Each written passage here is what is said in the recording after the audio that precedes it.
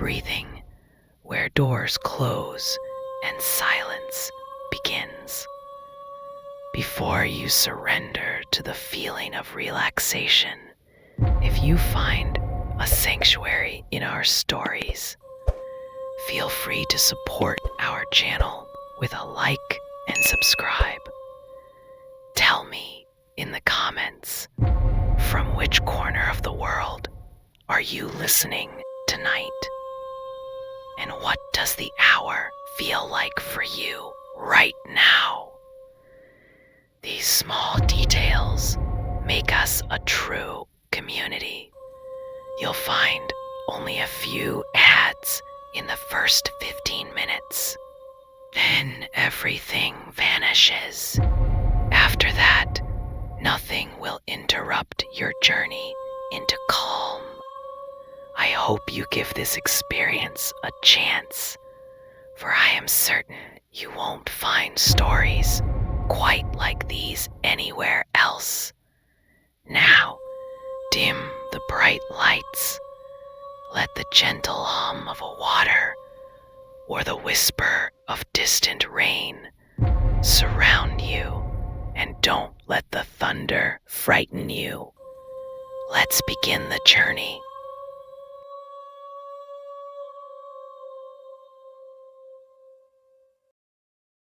Story 1. The Cartographer's Curse. The sky over Montevern Ridge was the color of old ash when Ethan Hale pulled off the highway. The sun had long since sunk behind the tree line, leaving behind only a bruised streak of light. The GPS on his phone had died an hour ago, the signal dropping somewhere between the forgotten gas stations and the endless stretch of pines that clawed at the edges of the road. He'd promised himself a break, 3 days off the grid, away from the newsroom, away from the noise. A simple plan: rent a car, drive north, find a lake, disappear for a while. No emails, no calls, just air and silence. The rental place wasn't what he expected. It was little more than a shack, welded to an old service garage, its flickering sign reading Ridgeway Auto Hire. Inside, the air smelled faintly of gasoline and coffee gone bad. Behind the counter sat a man with thinning gray hair, his eyes locked on a small television playing static. "You need a ride or a miracle?" the man asked, barely glancing up. "Maybe both," Ethan replied, forcing a tired smile. The man didn't laugh. He slid a sheet of paper across the counter, handwritten with boxes drawn in pen instead of printed lines. The ink was faded. It looked more like a hospital form from the 1970s than a rental agreement. Ethan signed it anyway. "We don't get many folks this far out," the man muttered. "Keys are in the tray." Ethan picked up the tagged key, the number etched on yellowed plastic. 13.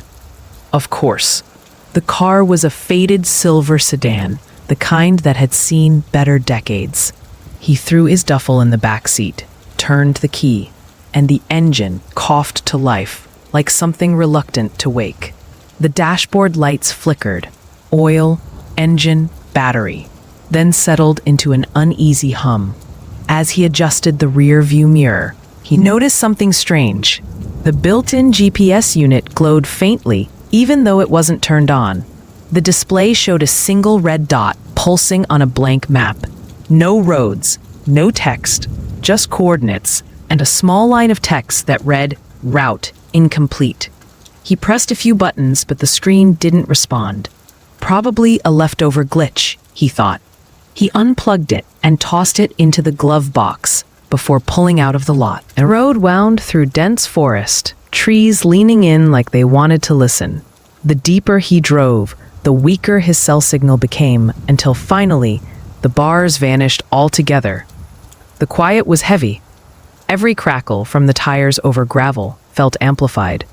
After an hour, he pulled into a roadside diner, a neon relic with flickering lights that buzzed like insects. Inside, a jukebox wheezed out country music no one was listening to. The waitress poured his coffee before he even asked. "You're not from around here," she said, studying him. "Just passing through," Ethan replied. "Most who say that don't come back." He gave a polite laugh, though something about her tone made it hard to swallow. She pointed to the keys on the counter. "Ridgeway Auto? That place still open?" "Barely," he said. She nodded slowly, eyes distant. "My brother used to work there, back before the fires. Place was different then." Ethan frowned. "The fires?" "Long time ago. They said it was an accident, but..." She trailed off, refilling his cup, though he hadn't touched it. Strange things started after that. Folks disappearing. Maps changing. You'd drive a road one day, and it'd be gone the next. When he left, the air outside felt thicker, the night colder. He climbed back into the car, ready to put the weird conversation behind him. But when he started the engine, the GPS screen blinked on by itself. Now it wasn't blank. It showed a map, a crude one, but with a single red route winding through the forest, ending at a small dot labeled the Ash Ridge. He hadn't entered a destination. He hadn't even touched the device. His heart skipped. The line looked almost hand-drawn, like someone had traced it with a finger. And below it, flashing faintly, a message appeared. "Follow the road." He laughed nervously. It had to be a pre-programmed demo route. Still, curiosity won out. He shifted into drive. The forest swallowed the road within minutes. The headlights caught nothing but endless trunks and fog. The further he went, the more the GPS whispered faint static, like a weak radio signal. After half an hour, he realized the red line wasn't following any real path. It twisted into unmarked trails, old dirt roads that shouldn't have existed. Yet the car kept finding them, like it knew where to go. When he reached a fork, the screen buzzed, and a new name appeared at the bottom corner, Emily Hale. He froze. That was his wife's name, the one who died 3 years ago in a fire. The GPS beeped again, urging him to turn left. His fingers tightened on the wheel, pulse pounding in his ears. He almost turned the car around then, but the voice that came through the speaker stopped him cold. A whisper, distorted, female. "Ethan, you left me behind." The coffee from the diner turned sour in his stomach. He slammed the power button, yanked the plug from the socket, but the voice didn't stop. It grew clearer, closer. "Come home, Ethan." The GPS screen glowed brighter until the reflection of his own face vanished, replaced by flickering images of fire, of a burning room, of Emily reaching through the flames. He screamed and threw the device to the passenger seat. The car swerved, tires spitting gravel. He braked hard and sat trembling on the deserted road, gasping for air. When the screen finally went dark, one final message pulsed across it, faint and red. Route updated, 9 remaining. The forest was black glass around him, every branch reflecting the white of his breath. Ethan Hale stood where the road used to be. The taillights had vanished, but the growl of the sedan's engine still drifted through the trees like an animal breathing. Then silence. He forced himself to move. The air was heavy with damp rot and something metallic, like the smell after lightning. Each crunch of gravel under his boots echoed too loudly. When he finally found the road again, it was no longer straight. It curved in the wrong direction, looping back toward a cluster of old mailboxes and a sagging wooden sign, half swallowed by vines. "Welcome to Ash Ridge. Population." The numbers had been scratched off. He'd never heard of the town before. It wasn't on any of his maps. The GPS, if the thing still worked, was locked in the glove box of a runaway car. A single light glimmered down the slope, warm and domestic, a motel. Its sign, the Hollow Rest, blinked between O and LO. The lobby smelled of mildew and cheap pine cleaner. An old woman behind the counter looked up from a crossword. "You lost?" "Car trouble," Ethan said. Everybody who comes through here's got car trouble. She slid him a key, brass and cold. Tag marked Room 9. The room was a time capsule from the 70s. Orange carpet, rotary phone, television with nods. He locked the door twice and dropped onto the bed. The mattress exhaled dust. For a long time he listened to pipes, to wind, to the faint hum in the walls. Then curiosity won. He needed to know if Ashridge even existed. He pulled out his laptop. No signal. He tried his phone. One bar blinking. When the page finally loaded, there was nothing. No census record. No mention of Ridgeway Auto. Not even a weather forecast. The town didn't exist online. A tap at the window made him flinch. A moth, he thought, until it came again. 3 precise knocks. He crept to the curtain and lifted it a sliver. The parking lot was empty, except for his own reflection. But in the glass, behind his reflection, he saw the sedan. Headlights off, engine silent, parked directly outside his door. He turned. The space was empty. Nothing but the hum of a vending machine. His phone buzzed. Unknown number. He hesitated, then answered. Hello? A man's voice, calm, deliberate. You left the route incomplete. Who is this? You signed for 13. Only 9 remain. Static swallowed the call. When he checked the screen, the timer read 13:13, the exact minute his car had vanished. Sleep was impossible. At 4 a.m., he gathered his things and left the key on the counter. The old woman wasn't there. Instead, a note sat where she'd been. Roads change when you look away. Outside, dawn washed the forest in gray. His car was really there now, dusted with dew. The glove box hung open. The GPS unit sat glowing on the seat, waiting. He considered leaving it, walking away. But the screen flickered and a new message appeared. New destination loaded. Latitude 43.08. Longitude -117.42. ETA 2:17 a.m. He didn't recognize the coordinates, but the red dot pulsed like a heartbeat. Against every rational thought, he climbed in. The route led north, then west, into hills that rose like sleeping giants. Abandoned billboards rotted beside the road. Every so often, he'd catch a glimpse of something carved into the trees. Symbols, circles intersecting with lines, like pieces of a broken map.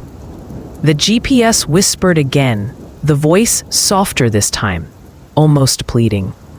Finish what she began. Who? He demanded. Emily. His stomach dropped. He hit mute, but the voice leaked through the speakers anyway. She found the first coordinates. You'll find the last. A shape appeared on the horizon. An old radio tower, rusted and tilting. The route ended there. Ethan parked at the base and stepped out. The metal structure moaned in the wind. Beneath it, half buried in weeds, lay a wooden crate. On the lid, burnt into the grain, was a familiar symbol, the same intersecting circles from the trees. He pried it open. Inside, stacks of maps, hand-drawn, parchment yellowed with age. Each bore tiny red dots connected by lines. Towns, rivers, forests, and at the edge of every page, a small handwritten name. Emily Hale, Marcus Brand, Lisa Wendt, 10 in all.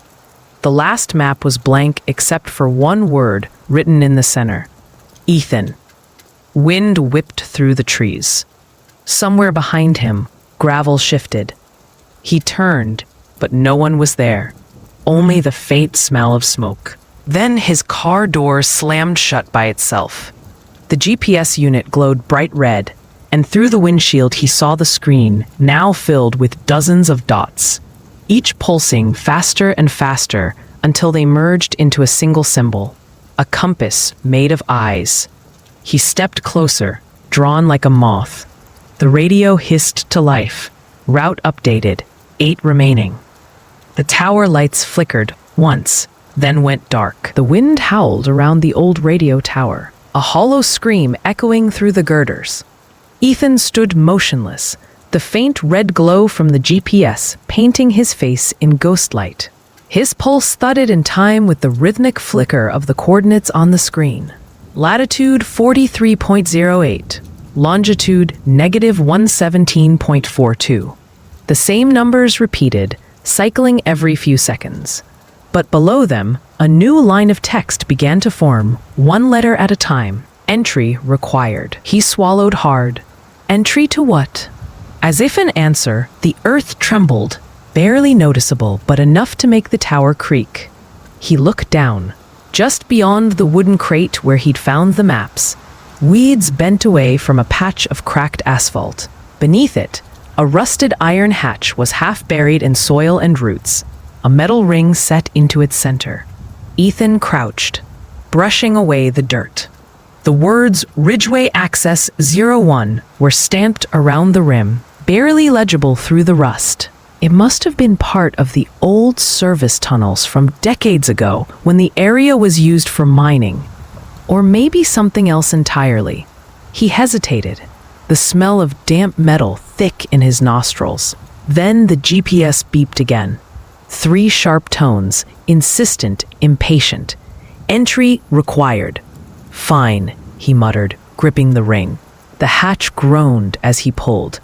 A burst of cold air rushed out, wet, stale, carrying the faintest hint of smoke and rot. Beneath him, a spiral staircase descended into total darkness.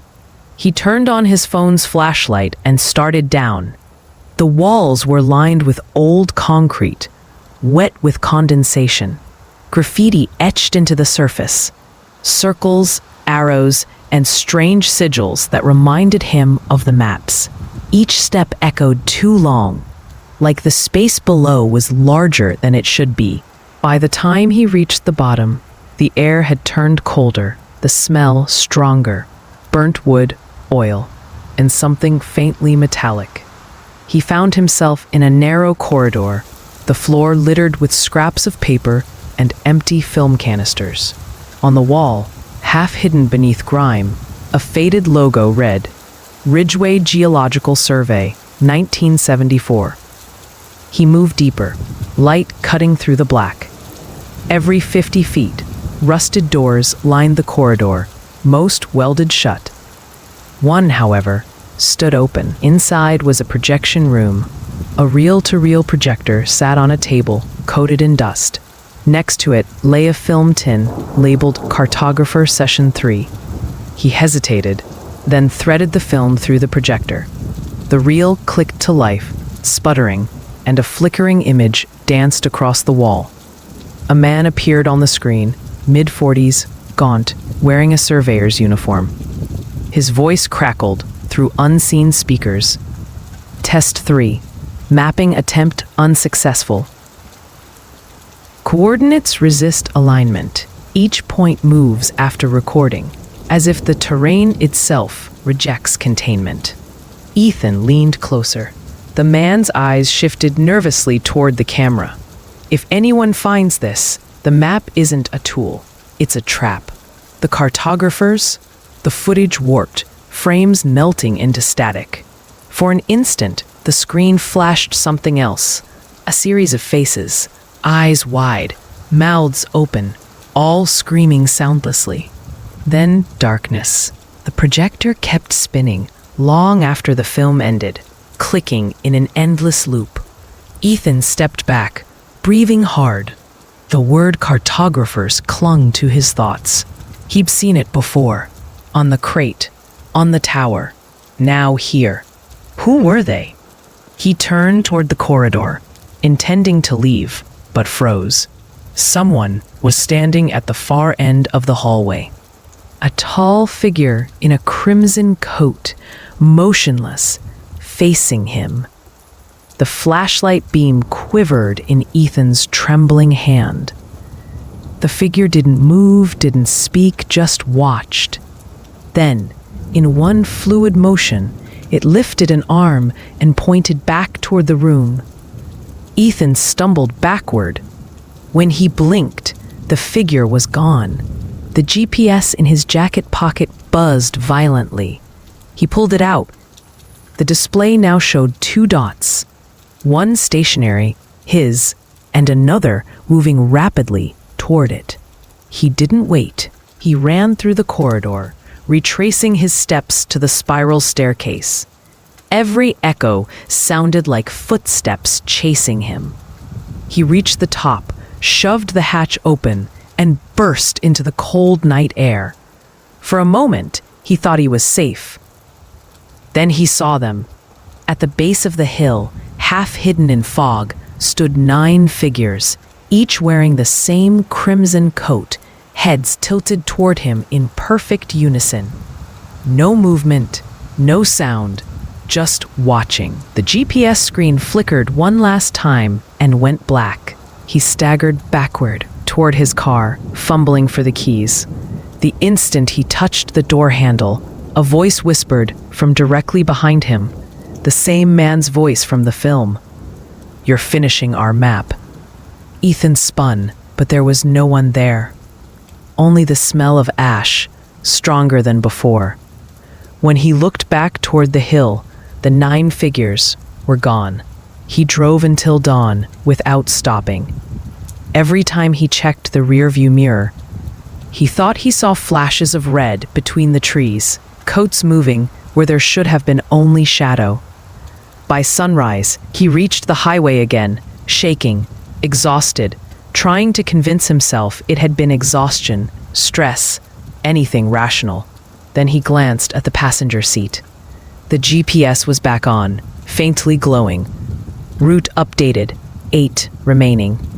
Below that, a new coordinate line began to write itself, slower this time, as if savoring each number. He didn't want to see where it led, but he couldn't look away. Dawn arrived like a bruise, a sickly violet spilling across the sky. Ethan Hale hadn't slept in 30 hours. He'd driven straight until the highway leveled into something familiar. Gas stations, distant billboards, the static hum of civilization. Yet even here, under the cold light of morning, the nightmare clung to him. He parked outside a diner off Route 9, the kind with sun-faded posters and plastic booths, slick with grease. Inside, people chatted, silverware clinked, and for a brief second, Ethan thought maybe the world was normal again. He ordered coffee and toast, hands trembling as he unfolded a road map he'd picked up at the counter. The name Ashridge wasn't there, not in small print, not anywhere. He traced the route with his finger. Montevern Ridge, Ridgeway, Hollow Rest Motel, all real. Up between them, the section of forest where he'd seen the sign was labeled only as unincorporated land. "Can I help you, hun?" the waitress asked. He looked up. She was young, friendly, maybe 20. The opposite of the woman from the last diner. "Ever heard of a town called Ashridge?" he asked. She frowned. "Should I have?" "It's supposed to be near Ridgeway, north of here." Her smile faltered. "There's nothing up there but old mining roads. People get lost easy. GPS won't even work. My uncle used to do logging, swore the woods up there don't sit still. Roads, move." Ethan felt a chill crawl up his spine. "What do you mean, move?" "Like they change direction overnight." He said he marked trees once to find his way back, but when he went the next day, the marks were gone, like the forest didn't want him there. He thanked her, left too much money, and walked back to the car. The GPS sat dark on the seat. He didn't touch it. At the local sheriff's office, a squat brick building beside a hardware store, Ethan asked to file a report. The deputy at the desk looked barely out of high school. "Missing car, you said?" "Missing, then found. But I need to know who rented it before me." The deputy squinted at the paperwork. "Ridgeway Auto. Huh. Haven't heard that name in a while." He left to check the computer. Ethan studied the walls. Old photos, faded commendations, a corkboard labeled unsolved. Among the yellowing notices, he caught something. A grainy picture of a woman, Emily Hale, his wife. Before he could speak, the deputy returned, shrugging. "No record of that rental company in the database. Closest thing is a garage burned down back in '96. Ridgeway Auto Service. Same address, though. Guess someone reused the property." "Do you have reports from that fire?" The deputy eyed him. "You a reporter or something?" Ethan almost said yes out of habit, but stopped. "No, just trying to make sense of things." "Then my advice," the deputy lowered his voice, "don't go digging around there. The folks who do, they don't come back right." Back outside, Ethan sat in his car, staring at the glove box. His reflection in the windshield looked pale, hollow. He wanted to throw the GPS out the window. But curiosity itched like a wound he couldn't stop picking. He pressed the button. The screen flickered alive, soft red glow blooming like an ember. Route updated, 8 remaining. Below it, a new coordinate string, accompanied by text. Ridgeway Archives, File 08, the map of bones. He frowned. It wasn't a location, it was a title.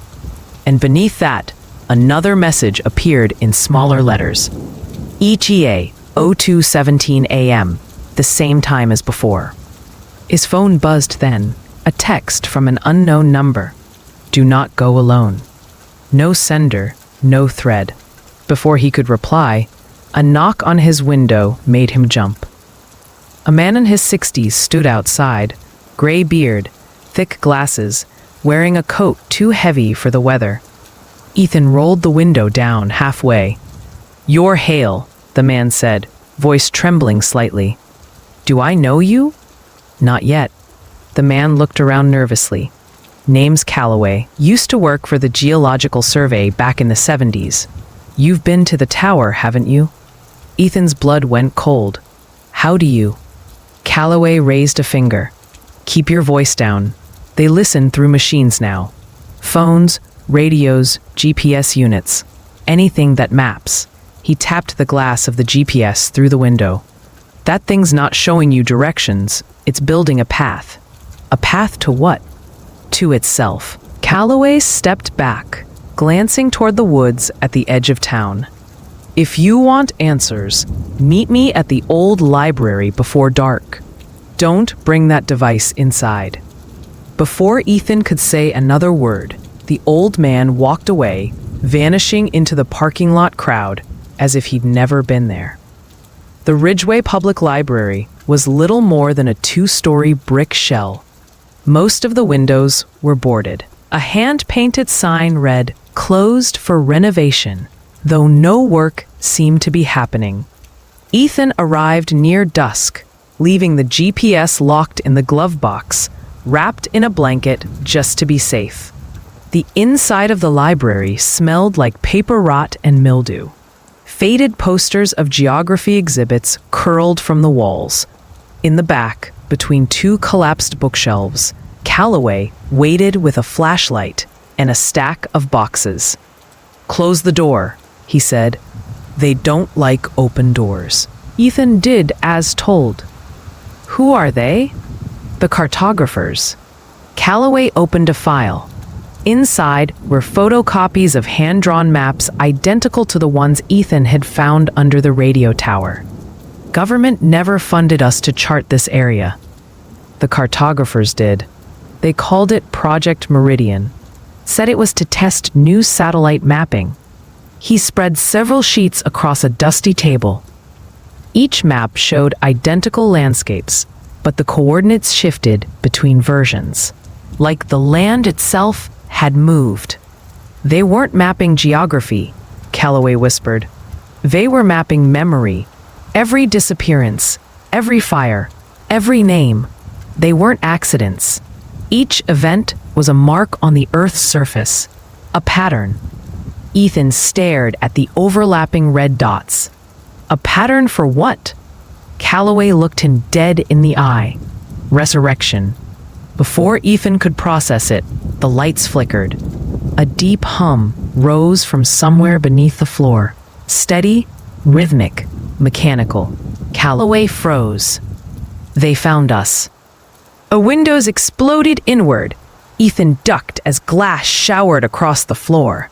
Outside, shapes moved in the dark. Figures in crimson coats, their faces hidden behind blank surveying masks of polished metal. Calloway grabbed Ethan's arm. Downstairs, go! They rushed toward a stairwell leading to the library basement. Behind them, footsteps scraped on the tile. The hum grew louder, almost like a pulse synced with the GPS still locked in Ethan's car. The basement was a maze of shelves and collapsed archives. Calloway yanked open a trapdoor hidden beneath a rug. This way, they climbed into a narrow tunnel, walls slick with condensation. The sound of boots followed above.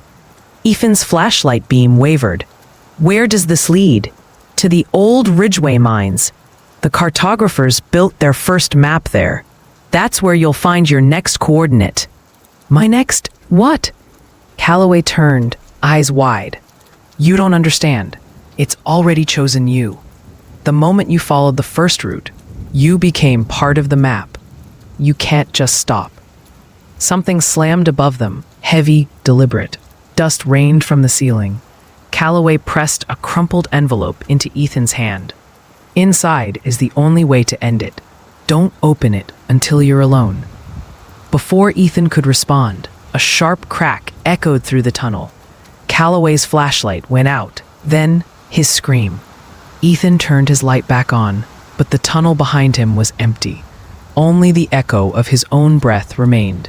He ran. When he burst through a hatch at the tunnel's end, night had already fallen. His car sat waiting in the lot above, windows fogged from the inside. He unlocked the door and froze. The GPS sat on the dashboard, glowing brighter than ever, though he'd left it wrapped in the trunk. The screen displayed a single word, pulsing in red, Meridian. And below it, another message appeared, almost tender. Route updated. 7 remaining.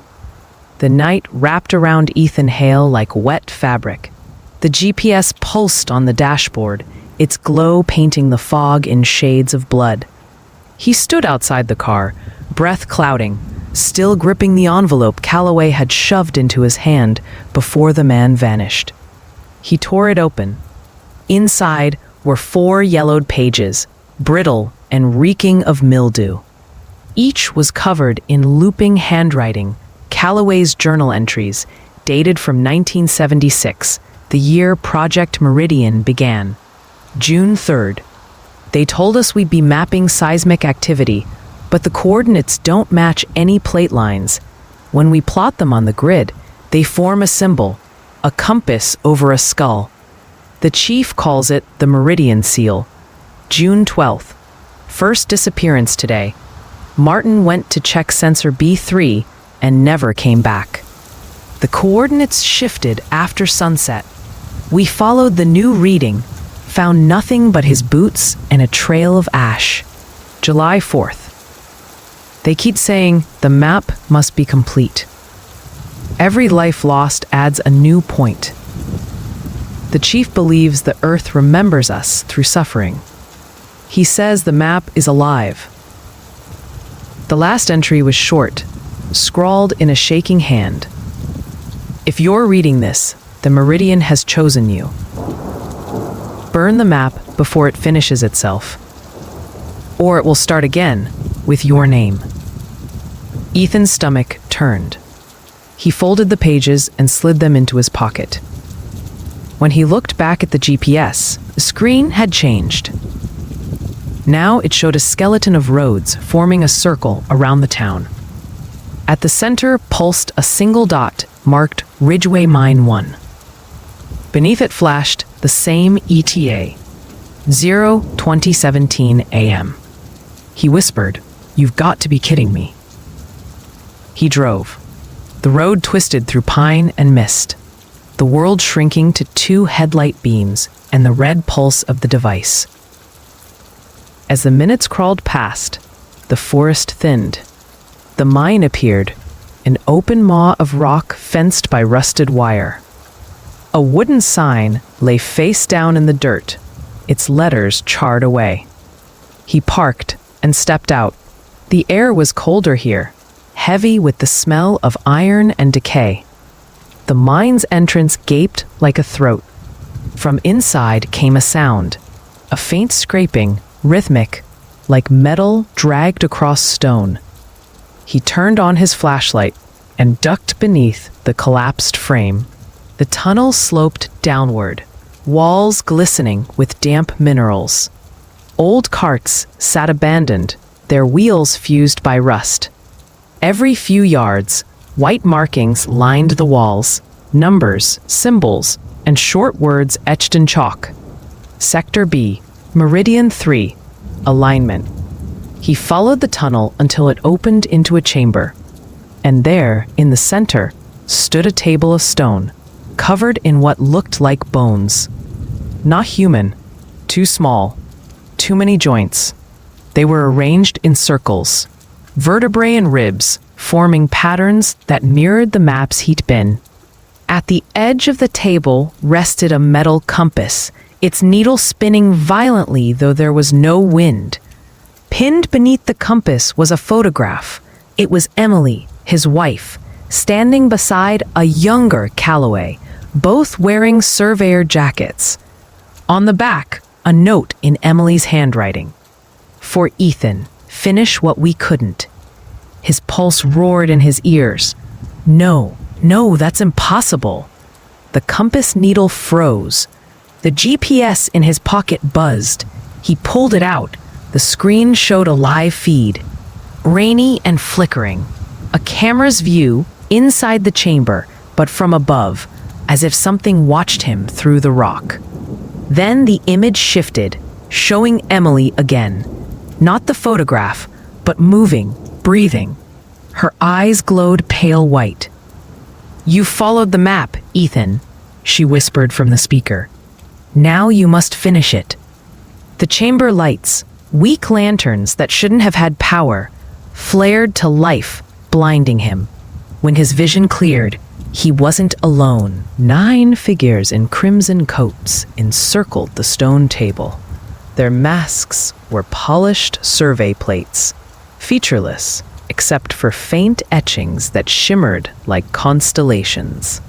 One stepped forward and placed a hand on the map of bones. "The meridian needs 9 to complete its ring. You brought the last coordinate." Ethan stumbled backward, flashlight shaking. "Who are you people?" The figure tilted its head. "We are the ones who remember the Earth's shape, the Cartographer'S." Another voice, a woman's this time, spoke from behind the mask. "Every soul lost to mapping becomes a marker. You've carried the coordinates since the fire. You were always meant to return." The mention of the fire sent bile to his throat. "You killed my wife. She drew the final point," the first figure said softly. "You only need to close the circle." They stepped aside, revealing the far wall of the cavern, a mural carved in stone, showing a giant compass overlaying a human skeleton. The heart was marked with a pulsing red gem that seemed to glow from within the rock itself. Ethan backed toward the exit, heart pounding. "Stay away from me." The leader extended a hand. "You can't leave. The map remembers its maker." The GPS screen pulsed again, and in his hand it grew hot, too hot to hold. He dropped it. The glass cracked, spilling red light across the ground like blood. The compass on the stone table began to spin faster, throwing the bones into motion. A hum rose from deep below, low and throbbing. The air vibrated. Dust rained from the ceiling. Ethan turned and ran. The tunnels shook behind him. Lanterns shattered, plunging the world into blackness, except for the faint glow of the cracked GPS still in his pocket. It blinked a final message before dying. Route updated, 6 remaining. When he finally burst out of the mine, into the night, the fog had thickened to a solid wall. He could see nothing but his own breath. Somewhere behind him, the mountain exhaled, a deep groan, like the world shifting in its sleep. The entrance collapsed with a roar, sealing whatever lived inside. Ethan stumbled to the car, lungs burning. He started the engine, tore down the mountain road until the fog thinned enough to see the first flickers of dawn. He stopped only once to look back. The ridgeline had changed. Where the mine had been was now an unbroken wall of rock, no entrance, no scar, as if it had never existed. He laughed, half mad, half terrified. Maybe it's over. Then his phone buzzed. A single new message. No number, no text, just an image, a map, and at the center, marked with a red dot, Hale Residence. Ethan Hale drove until the dawn dissolved into pale, empty daylight. His hands gripped the steering wheel so tightly that the leather tore beneath his fingers. Every time he blinked, he saw flashes, the compass spinning, the crimson-coated figures standing in the mine, his wife's face whispering through a dead screen. The message on his phone still burned in his mind. A map, his home, a red dot. He told himself it was impossible, a hallucination from exhaustion. But when the road signs started to look familiar, the panic settled deeper into his chest. He was going home, whether he wanted to or not. By noon, he reached the outskirts of Ridgeway, the small suburban town he'd abandoned after Emily's death. Nothing had changed. The same strip malls, the same sleepy intersections, the same white church steeple that used to ring on Sundays. He pulled into his old street. The houses sat in perfect rows, manicured lawns trimmed like they'd been copied and pasted. His house, number 18 Willabend Lane, looked exactly as he remembered it. Too exactly. He stepped out of the car. The air was unnaturally still. No dogs barking, no cars passing, no wind. Even the leaves on the trees seemed frozen mid-motion. The mailbox still bore his name, Hale. Inside was a single envelope, unstamped. His name written in that same tidy block lettering as the lists he'd once seen in the glove box. He tore it open. Inside was a single photograph, his living room, taken from inside the house. On the back, in red ink, "You're late." He froze on the porch, every instinct screaming to leave, but his feet carried him forward. The door was unlocked. The hinges creaked as it opened. The air inside was cold and stale, like no one had entered for years. Dust hung in shafts of light. Frozen in stillness, his old camera lay on the table by the door. The same model he'd used for assignments years ago. It was powered on. He lifted it. The display flickered to life, showing the last photo taken. It was him, standing on the porch, holding the envelope. He dropped the camera, heart hammering. "Who's here?" No answer. He moved deeper into the house, past the hallway photos of him and Emily. Only the pictures had changed. In each one, his wife's face had been scratched away, replaced by the faint outline of a map drawn in red pen. The lines cut across her eyes, her mouth, forming the same compass shape from the mine. The floorboards groaned beneath him. A faint dripping echoed from the kitchen. When he stepped in, he saw the source. A small pool of water spreading from the ceiling, drop by drop. He looked up. A hairline crack ran across the plaster, widening as he watched. Something dark oozed from it. Mud, maybe, or ash. Then a voice whispered, faint and wet, from within the walls. "You came home." Ethan stumbled back, nearly slipping. The house trembled, as if something underneath was breathing. He ran to the front door, but when he opened it, the world outside wasn't his street anymore. It was forest. The same pines, the same mist. He was back in Montevern Ridge. He turned in slow horror.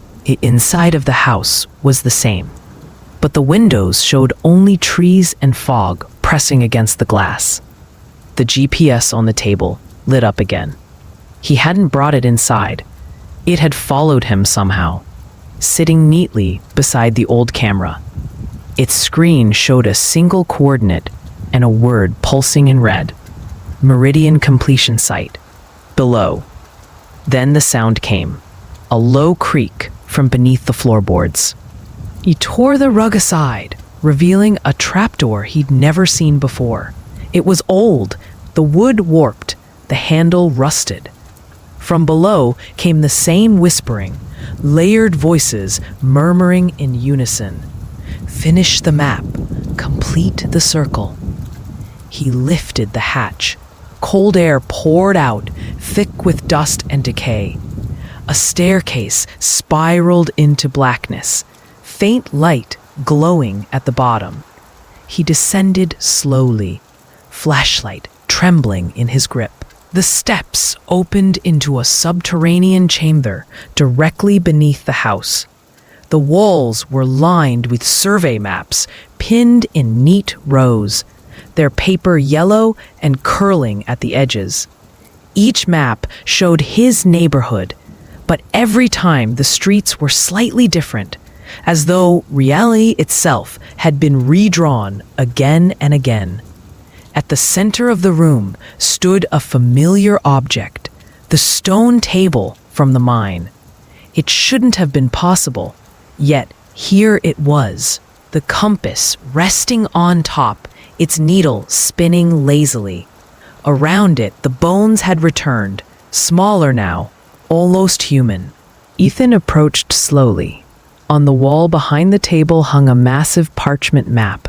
At first, it looked like a regular topographic chart. Then, he realized the contours weren't mountains or rivers. They were faces. Dozens of them, their outlines formed from thin red lines, each name written beneath like labels. He found his own near the bottom, half faded. Next to it, Emily Hale, and below that, a blank space marked only with coordinates. His breath hitched. The coordinates matched his phone's location. Latitude 43.08, longitude -117.42, the same as the mine. The whispering grew louder, rising from the very floor. The maps on the wall began to curl inward, as if sucked toward a central point. The compass needle stopped spinning. It pointed directly at him. "The map remembers," the voices said. "The map completes." The light flickered. His flashlight died. In the dark, something moved. Slow, deliberate. A figure stepped out of the shadow, face hidden by a survey mask gleaming in the faint red glow. "Welcome home, Ethan." The voice was his wife's. He backed away, shaking. "Emily?" She stepped closer. The mask reflected his face instead of hers. Her voice was calm, cold. "You think I died in that fire. But the meridian doesn't destroy. It collects. Every mark, every burn, every lost soul adds to the map. And you've been drawing it ever since." "I didn't choose this," he whispered. "You did when you followed the first route." She reached out a gloved hand. "Now, finish what we began. Place the final coordinate." He looked down. The compass had stopped moving, the red gem at its center pulsing in rhythm with his heartbeat.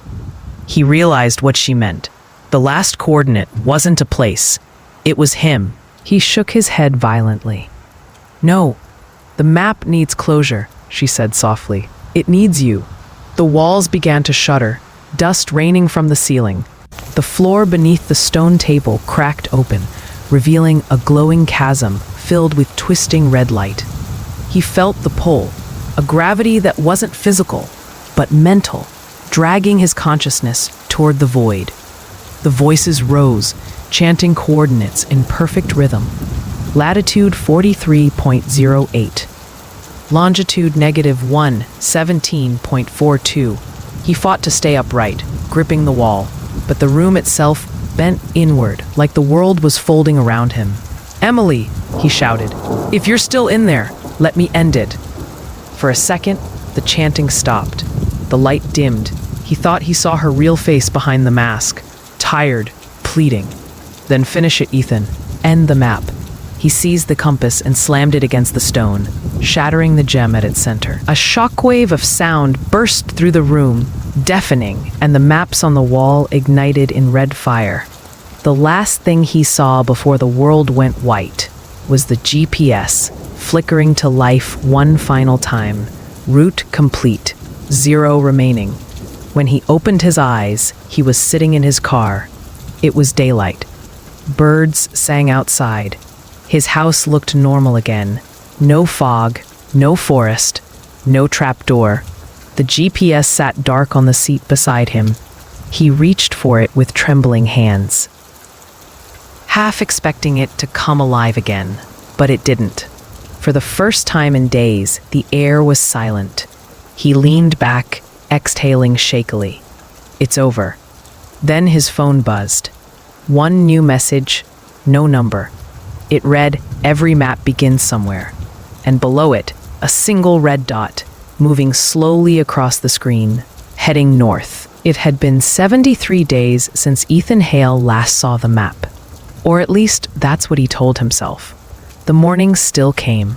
The sun still cut through the blinds of his new apartment, and coffee still brewed in the pot he'd bought to pretend that life was normal again. But some things didn't add up. Every few nights, his phone would buzz once. No caller ID, no number, just a ping from nowhere. Each time, when he checked the screen, a small red dot appeared on his weather app, hovering over some new town or stretch of road. It never stayed long, always moving, always tracing invisible lines across the country. At first, he ignored it. Then, curiosity won. He started marking the dots on a wall map above his desk. The pattern made no sense, but the longer he stared, the clearer it became. The dots were drawing something, a shape that was far too deliberate to be random. A spiral. Ethan tried not to think about it.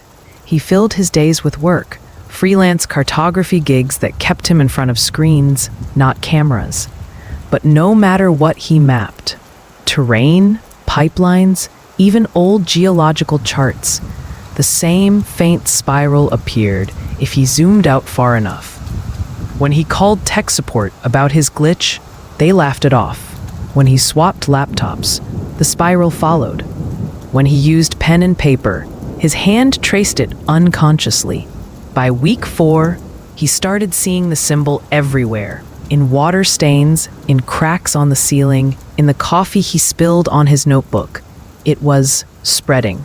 One afternoon, while eating lunch at a small diner outside Millstone, he noticed an old newspaper left on the counter. The headline froze him mid-bite. 5th missing person linked to abandoned quarry. Below the title was a photo of the site, an open pit surrounded by rusted equipment and skeletal pines. He recognized the coordinates listed in the article's caption. They matched one of the red dots from 2 weeks earlier. His appetite vanished. He asked the waitress how far Millstone Quarry was. She gave him a strange look. About 7 miles south. But you don't want to go there. Place has a history. Folks say the ground moves at night. He tried to smile, but his throat was dry. Moves? She nodded, lowering her voice. Like breathing. My brother says he heard whispering coming from the dirt once. Said it sounded like someone drawing. Drawing. The word hit him like a slap. He left cash on the counter and drove straight there. The quarry looked deserted, silent except for the faint hum of wind through the machinery. Piles of stone rose like tombs, and the ground was streaked with dark veins of mineral that shimmered faintly red beneath the dust. He parked near the edge and walked down the slope, flashlight in hand. At the bottom, a dry pool of rainwater glistened like glass. The surface wasn't reflecting the sky. It was reflecting a map, a perfect, intricate pattern of lines and circles. Floating just beneath the surface, it wasn't carved or drawn. It was the water. Every ripple reshaped the geography of an unseen world. As he knelt to touch it, the reflection shifted. For a moment, it showed a face instead of a map, his own. Then the ground trembled. A fissure opened where he stood, forcing him back. From within, something gleamed, a piece of metal wedged between layers of rock. He pulled it free, a compass. The same design as the one he'd shattered beneath his house, but pristine. The red gem at its center pulsed faintly, like a heartbeat. His stomach twisted. No. He threw it as far as he could into the pit. It hit the ground and rolled back toward him. The earth was breathing again. That night, he didn't sleep. He drove until sunrise, the road stretching endlessly beneath his tires. The radio flickered between static and faint whispers. Each time the static broke, coordinates hissed through, barely audible, but unmistakable. He started writing them down. By morning, there were 12. Every one of them matched the red dots from his map. Every one of them marked a new disappearance. He realized then what the curse had become. The map was no longer ink or paper.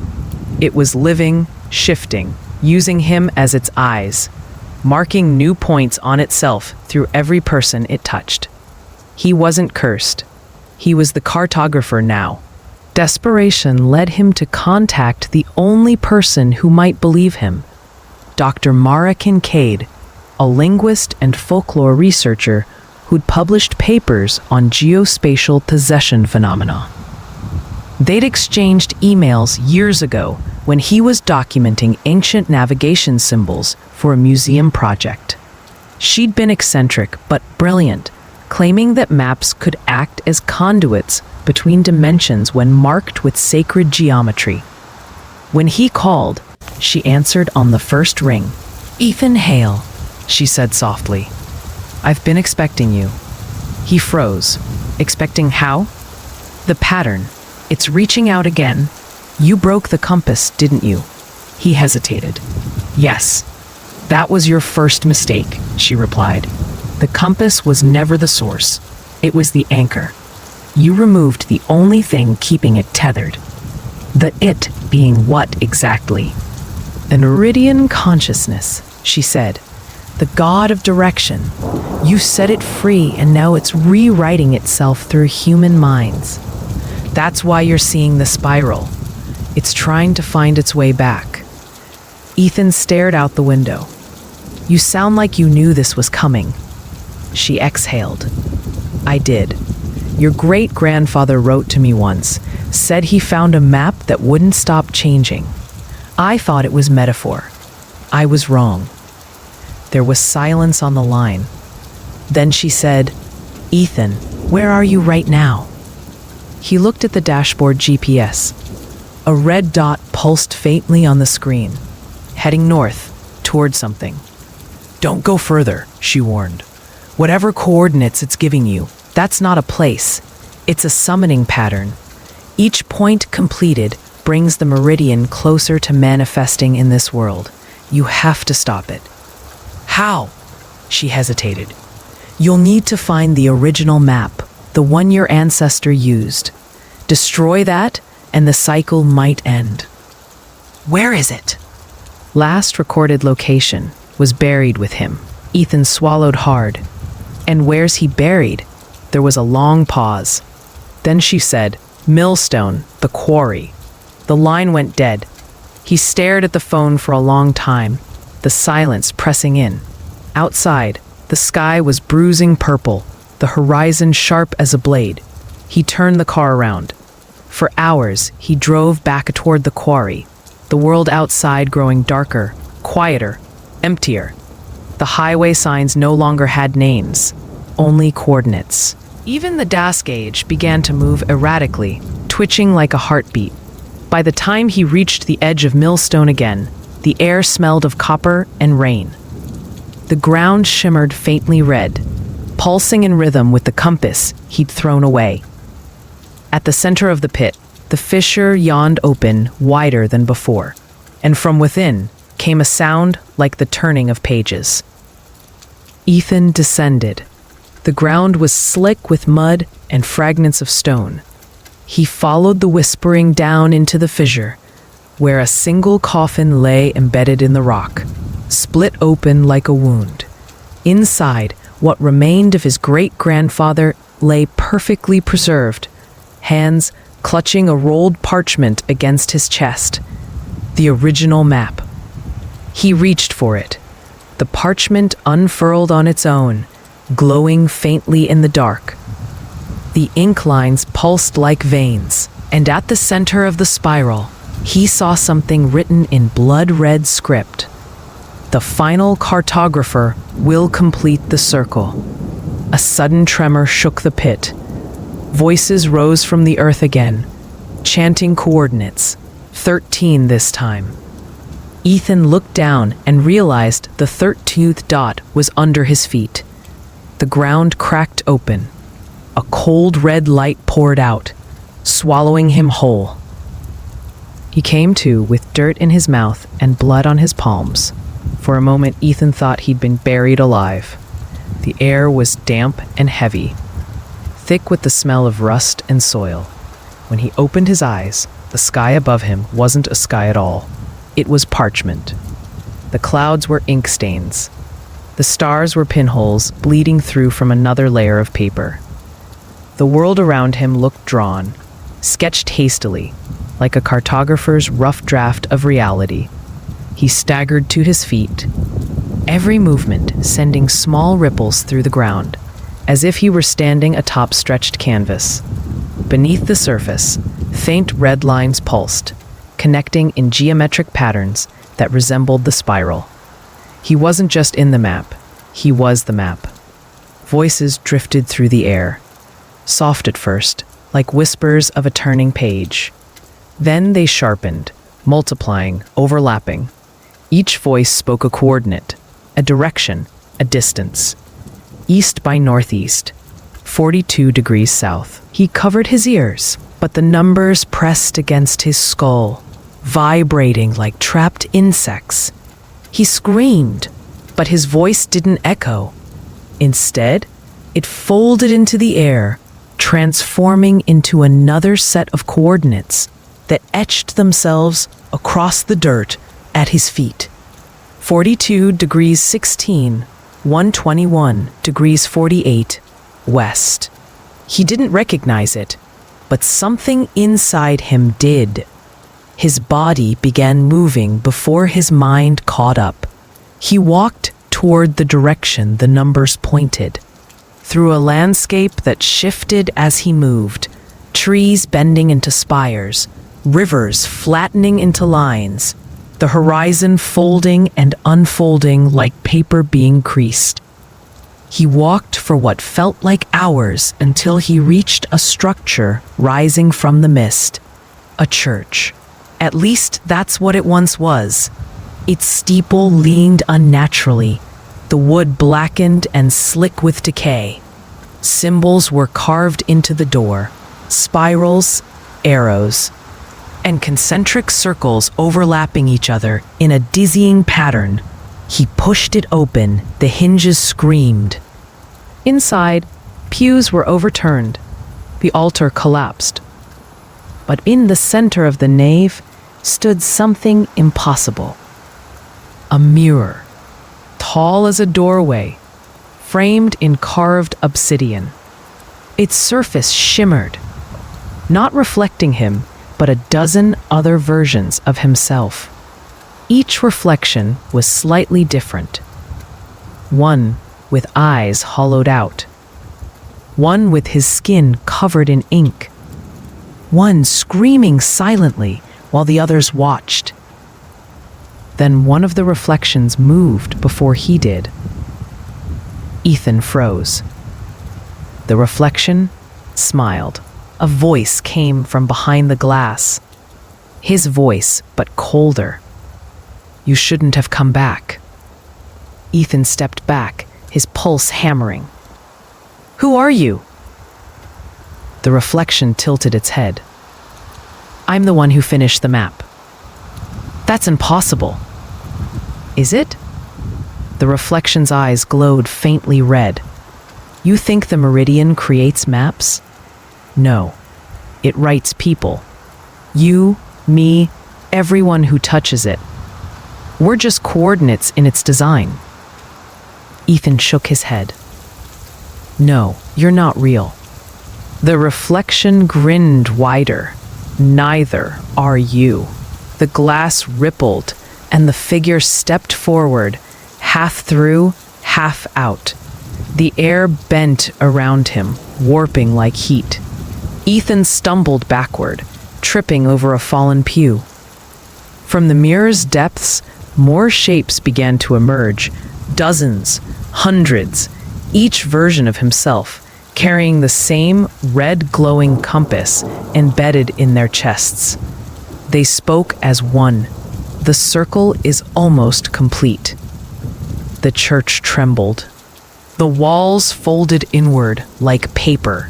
Ethan scrambled to his feet and bolted through the door as the mirror shattered behind him, its shards flying like razors. One struck his arm, slicing through skin. But instead of blood, ink poured out.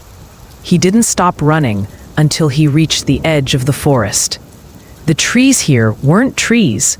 They were tall, flat slabs of wood, covered in carved symbols. He pressed a hand to one, and it felt warm, pulsing faintly beneath his touch. Etched into its surface was another set of coordinates, the same ones the voice had whispered earlier. He realized the forest itself was a chart, each tree marking a point, each path connecting them like arteries in a living atlas. He sank to his knees, breath ragged. "What do you want from me?" he shouted. The wind answered in whispers, forming words that shouldn't have been possible. Completion, alignment, return. A distant thunder rolled through the sky. Not thunder, but the turning of pages. He looked up and saw it. The spiral, vast and alive, drawn across the heavens in red light. Every movement of the clouds completed another curve, another symbol. The center hung directly above him, pulsating like an open wound. And from that center, something began to descend. It started as a shape, indistinct, fluid, like liquid shadow bleeding through parchment. Then came the sound, 1,000 voices whispering directions in unison. The air thickened until breathing became pain. Ethan stumbled backward as the shadow solidified into a towering form, a being of lines and angles, its body etched with shifting coordinates. Where its face should have been was a compass rose, its needle spinning wildly. The meridian had found him. He raised a trembling hand. "I didn't summon you." The being's voice wasn't sound, but pressure, an ancient geometry pressing against his skull. "You drew the final line. I didn't. You walked every path. You marked every point. You are the circle." The compass in its face began to slow, aligning perfectly north. The ground beneath Ethan split open, revealing the glowing red veins of the living map. "Now we begin again." The light flared, consuming the forest, the sky, the world itself. When Ethan awoke, he was sitting at a desk. His hands held a pen. Before him lay a blank sheet of parchment, and in the corner, written in delicate red ink, was a title: The Cartographer's Curse by Ethan Hale. He stared, frozen. The ink began to move on its own, drawing lines, roads, rivers, recreating everything he had seen. When the pen slipped from his grip, it didn't stop. It kept writing. He realized the map was no longer trying to escape.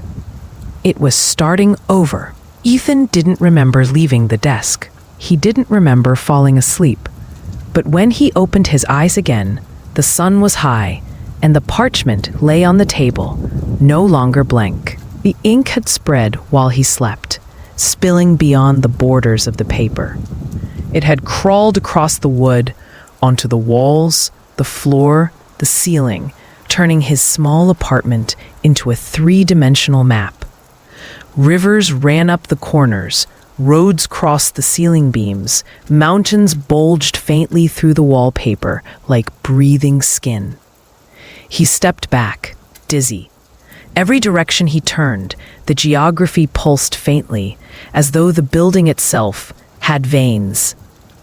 Then, from somewhere beneath the floorboards, came a familiar sound.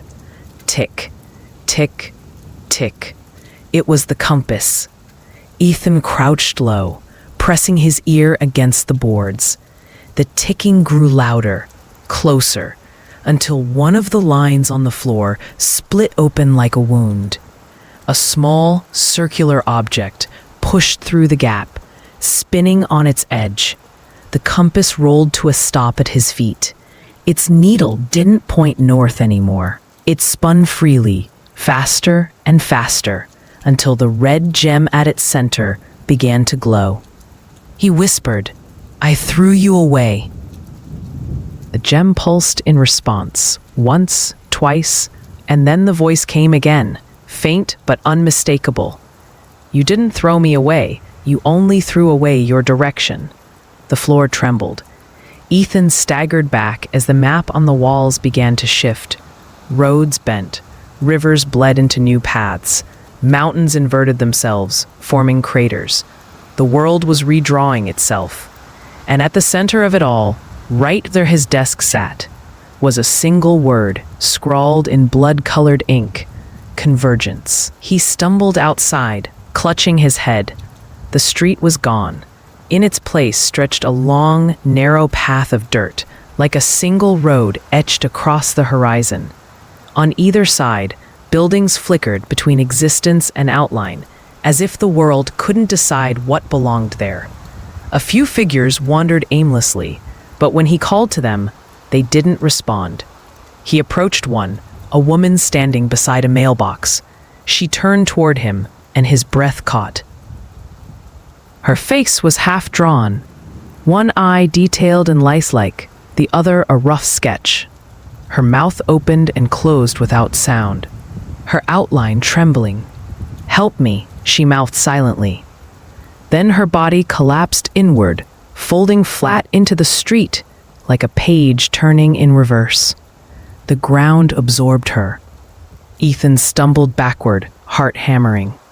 Oh God, what's happening? The compass pulsed again in his hand. Correction. Somewhere far away, Dr. Mara Kincaid was watching a different kind of horror unfold. Her research lab at the Institute of Applied Mythology looked like a war zone. Papers scattered, screens flickering, magnetic compasses spinning uncontrollably. The digital maps she'd been monitoring for anomalies were now bleeding together, overlapping until borders and continents no longer aligned. The phenomenon had started hours earlier, right after Ethan's last message. On her monitor, she watched satellite feeds of North America distort. Entire regions blinked out of existence for seconds at a time before reappearing slightly shifted. She spoke into her recorder, her voice trembling. "This is Dr. Mara Kincaid. documenting the expansion of the meridian field. The cartographic anomalies are now visible from orbit. Estimated affected radius, 200 miles and growing. Every geographic system is rewriting itself. She looked at the compass on her desk. It too spun wildly.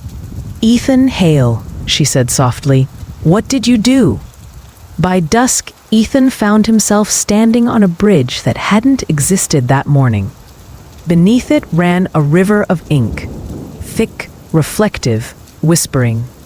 When he looked into it, he saw landscapes that weren't part of any world he knew. Forests growing upside down, oceans shaped like eyes, cities pulsing with red veins. He whispered, "You're bleeding through." The river replied in a dozen overlapping voices. "You wrote us, we write you." A gust of wind swept across the bridge, scattering papers from his bag. When he bent to retrieve them, he realized each sheet bore fragments of maps he'd never drawn. Maps of people, of veins and bones and eyes labeled with coordinates. He felt sick. "No more," he muttered. "I won't draw anymore." He hurled the papers into the river. But instead of sinking, they spread, fusing with the surface until new continents blossomed beneath the ink. And from the far horizon, he saw shapes rising, mountains forming from the paper, stretching upward like colossal hands. The world wasn't being destroyed. It was becoming the map. It read, "The circle has reopened. He's finishing what I started." Mara dropped the paper. "No, that's impossible." Then her computer beeped. A new location appeared on her tracking software. A single red dot pulsing in the center of the US. When she zoomed in, she saw the name of the town, Millstone, and beside it, a second label appeared. One she hadn't added, Convergence Point. Night fell over Ethan's world. The stars above him weren't stars anymore. They were coordinates, each one shifting every few seconds. The air hummed with low, rhythmic tones, as if the planet itself were singing in an alien language. He could see lights in the distance, a cluster of structures, faintly glowing red. The compass in his hand stopped spinning and pointed straight toward them. He didn't want to go, but his legs began moving on their own. The closer he got, the more familiar the landscape became. A church loomed ahead, its steeple crooked, its door carved with spirals. He realized with dawning horror that he'd been here before. The mirror stood inside again, repaired and gleaming. Only this time, there was no reflection. The glass was dark and endless. He approached slowly. The compass grew hot in his palm, searing through his skin until he dropped it. It hit the ground, splitting open. From within spilled a single drop of liquid light. It rolled toward the mirror and vanished into its surface. The glass pulsed once, then twice, before something behind it exhaled. The mirror's surface rippled like water disturbed by a breath. Ethan hesitated only for a heartbeat before the pull became irresistible. Not gravity, not suction, but invitation. He reached out. The glass was warm to the touch, alive somehow, and when his fingers pressed through, the world folded around him like a collapsing map. For an instant, there was nothing, no sound, no up or down, only the sensation of falling through his own reflection. Then the darkness cracked, and he landed hard on the stone. He stood, coughing, and looked around. He was in the same church, but reversed. The pews were on the opposite side. The altar faced north instead of east. The air shimmered as if submerged in water, and everything had a faint mirror sheen. Even his breath fogged backward, spiraling toward him instead of away. The mirror behind him now reflected the real world. He could see the church he'd just left, silent and empty. On the other side, his reflection still stood there, motionless, watching. It smiled. Then it turned and walked away, leaving him trapped on this side of the glass. The silence in the mirrored church wasn't silent at all. There was a faint hum, low, constant, alive. Ethan followed it to the altar, where the marble had split open, revealing a staircase spiraling down into the earth. The sound grew louder there, like a heart buried deep below. He descended. The steps led into a vast underground chamber that looked carved, not built, the stone alive, pulsing faintly under his hands. At the center stood a massive sphere of glass suspended by iron chains. Inside it, maps floated, hundreds of them, spinning slowly in crimson light. Each one showed a different version of the world, some broken, some twisted, some entirely unrecognizable. But all of them shared one feature, the spiral. He pressed closer. As he did, one of the maps drifted toward the surface of the sphere. His own handwriting covered it, the same jagged script from his desk. This can't be. He reached out to touch the glass, and it melted away, swallowing his hand, then his arm, then the rest of him. He fell through the sphere and landed inside one of the maps. The world around him shifted like quicksand. He stood on a long, endless plain made of parchment. Roads drew themselves ahead of him, forming as he walked. Mountains unfolded like origami. Rivers poured from cracks in the ground, their currents whispering his name. He realized with sickening clarity that every step he took added new lines to the map and erased something from the real world. He stopped moving. The land froze, silent. "You can't stop now," a voice said from behind him. He turned. It was his reflection again. Only now, its skin shimmered with thin, shifting lines, like ink under glass. "You're not supposed to exist," Ethan said. The reflection smiled faintly. "Neither are you. You're a correction, a course adjustment.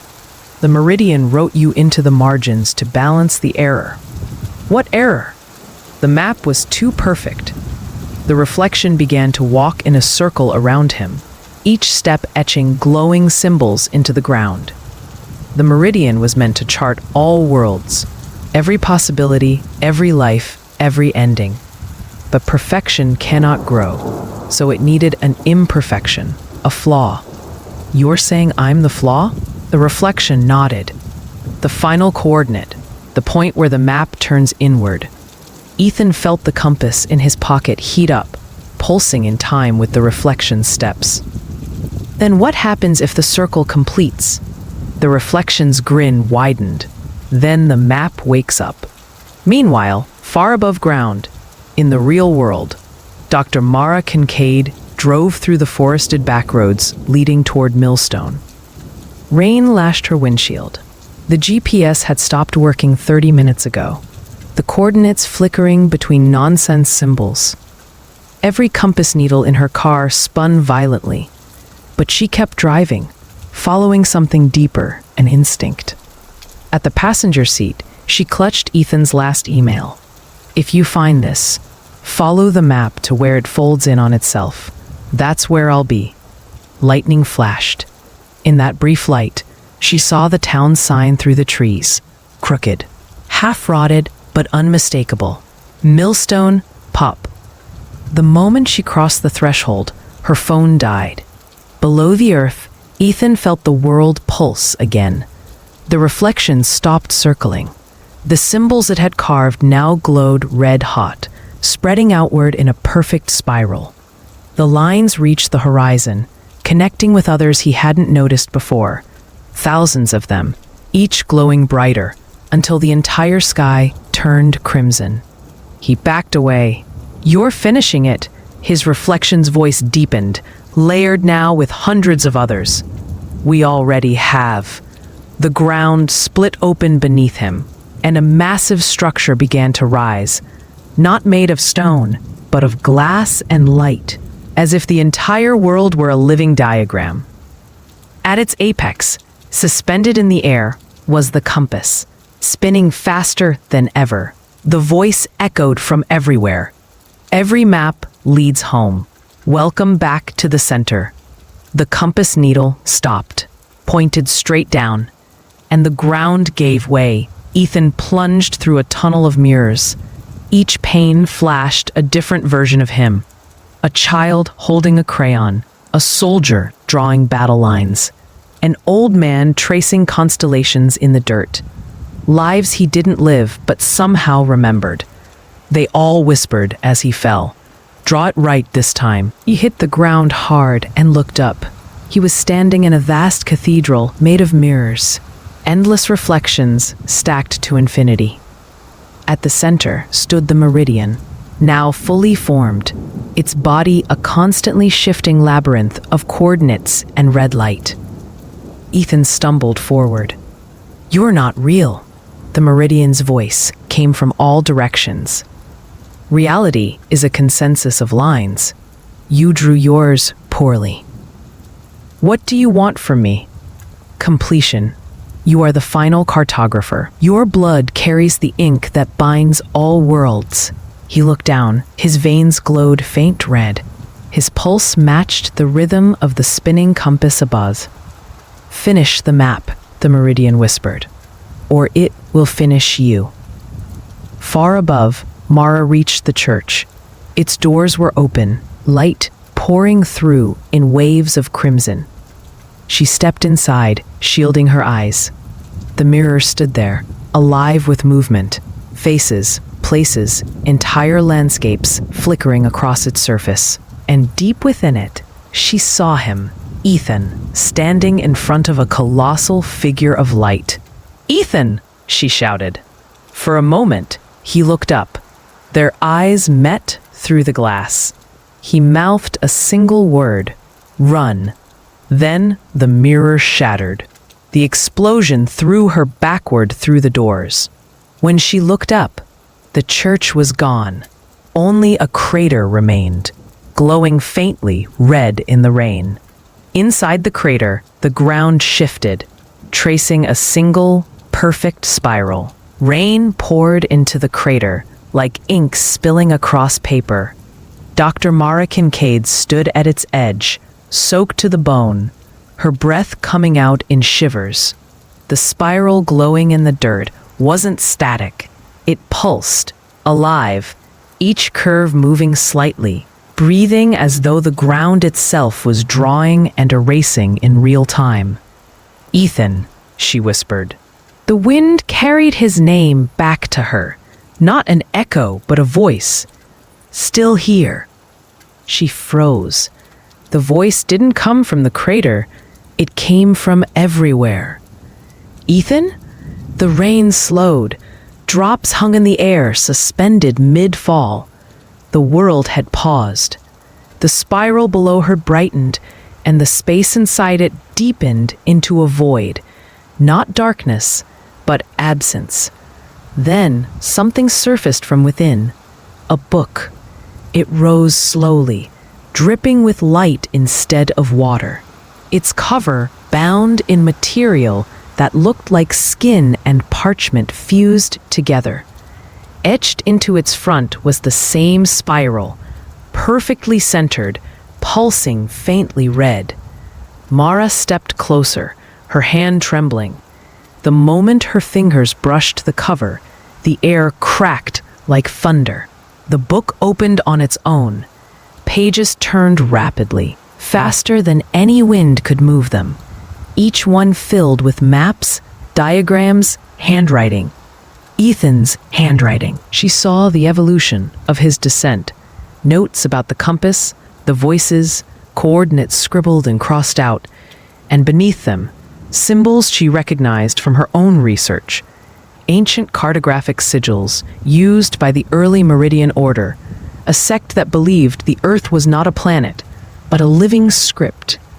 Her breath hitched as she reached the final page. The map was never meant to show us where we are. It shows what we are becoming. And beneath it, written in fresh, wet ink, Dr. Mara Kincaid, the next cartographer. The page pulsed once, like a heartbeat. Her reflection in the wet paper smiled back at her. She stumbled backward. No, that's not possible. But when she looked up, the world around her had changed.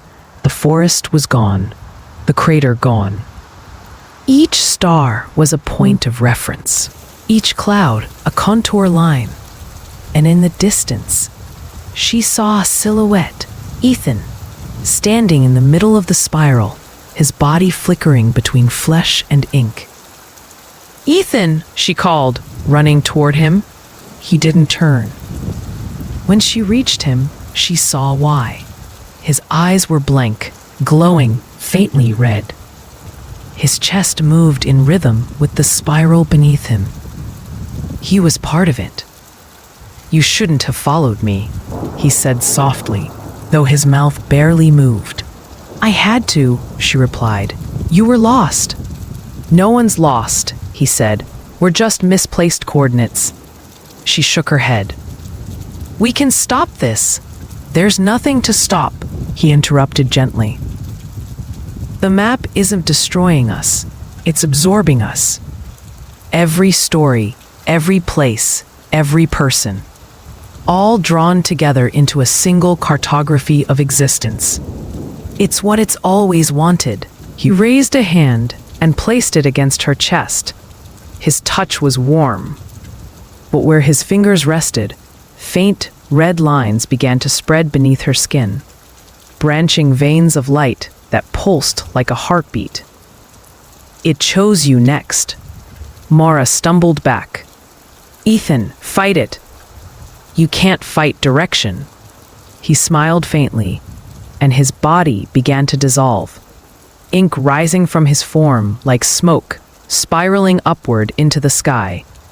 His last words came not as sound, but as writing across the ground. "Finish the map." Then he was gone. The spiral expanded beneath Mara's feet, the ground trembling. Lines spread outward, connecting to invisible points beyond the horizon. She watched as entire cities appeared briefly, sketches of rooftops, roads, human faces, before flattening again into symbols. The entire world was re-rendering, and she could see it all. From above, the map wasn't geography. It was anatomy. The continents formed ribs and veins. The oceans pulsed like lungs. Every line connected, feeding into a single central point, glowing deep red, the meridian heart. The voice that spoke next wasn't Ethan's or the Meridian's. It was both, layered, ancient, omnipresent. Cartography is not observation. It is creation. Now draw. A pen formed in her hand, its tip bleeding red light. Her fingers moved against her will, tracing lines in the air. With every stroke, the horizon shifted, landscapes forming beneath her gestures. Mountains rose, rivers bled into place. The Meridian was using her as its instrument. She screamed, trying to drop the pen, but her fingers wouldn't open. Every movement etched another reality into existence, and she realized the horror. Each new world required an old one to vanish. "Balance must be kept," the voice said. "For every map made, one must be erased." Mara's tears fell onto the page beneath her feet, dissolving into ink. She whispered, "Then I'll erase myself." The voice paused. The ink across it shifted, forming a single sentence. "The world is complete." Then, beneath it, as if signed by invisible hands, "The Cartographer'S." Months later, somewhere in the real world, if that word still meant anything, a construction crew digging near the ruins of Millstone unearthed something strange. A single sheet of parchment, perfectly preserved, buried beneath layers of stone. On it was a map of the entire Earth. But it wasn't like any they'd ever seen. The continents were rearranged into the shape of an eye, the oceans forming its iris. At the bottom corner, written in faint red ink, was a note. To whoever finds this, we didn't disappear. We simply drew ourselves somewhere better. Fade out. Story 2. Echoes in the Lens. Clara Reeves never intended to ride the late train that night. It was one of those spontaneous choices that seem harmless at first. A detour to clear her head, to escape the city's noise for a weekend by the coast. She had finished an exhausting month covering a local corruption case for the Sentinel, the kind of assignment that chewed you up, spat you out, and still expected you to smile for the next deadline. So when she boarded the 1042 outbound to Graybridge, a fog-soaked town nestled between forest and sea, it felt like a breath of air she hadn't earned but desperately needed. The train was nearly empty, just a few commuters staring blankly at their phones, the hum of fluorescent lights filling the silence. She dropped into a window seat, resting her head against the cold glass, and stared at the reflection of her own tired face. The rhythmic clatter of the tracks dulled her mind.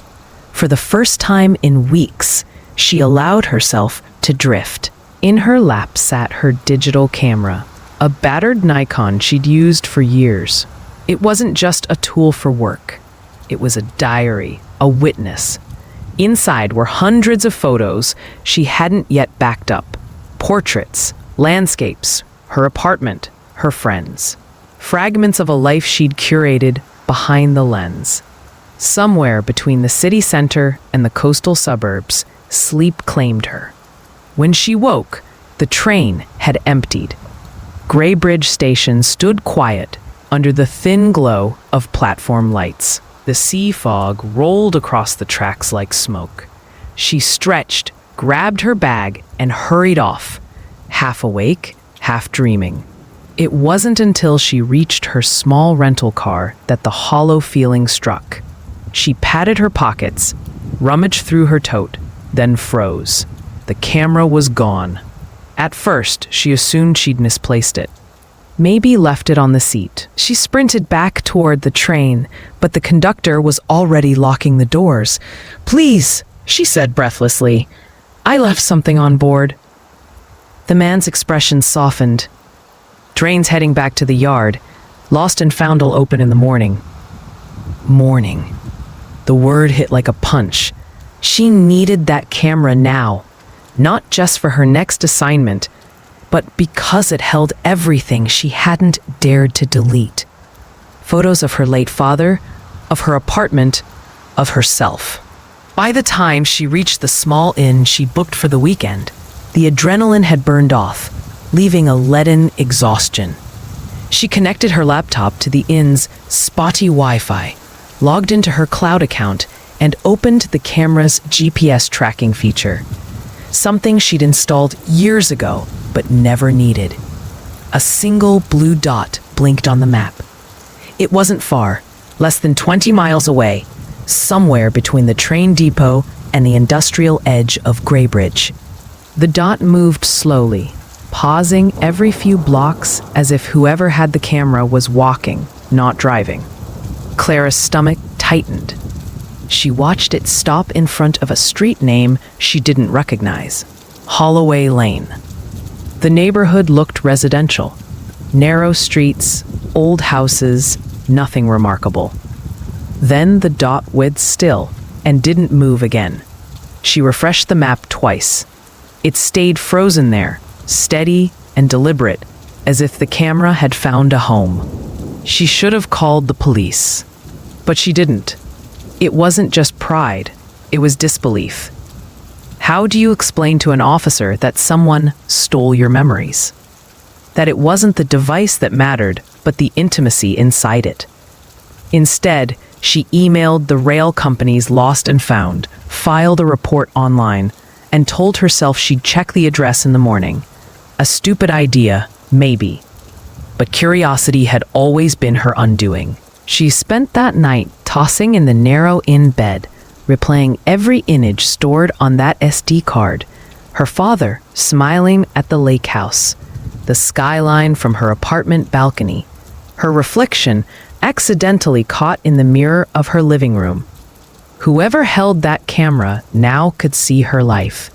By 3 a.m., she was sitting upright, staring at the blinking light of her laptop, watching the dot on the map like it might start moving again. It didn't. The next morning, the fog outside hadn't lifted. Gray Bridge looked like a town drawn in pencil, blurred edges, faded outlines. Clara dressed quickly, tied her hair back, and drove to Holloway Lane. The GPS guided her to a quiet street lined with narrow Victorian homes. Black iron gates guarded small front gardens tangled with ivy.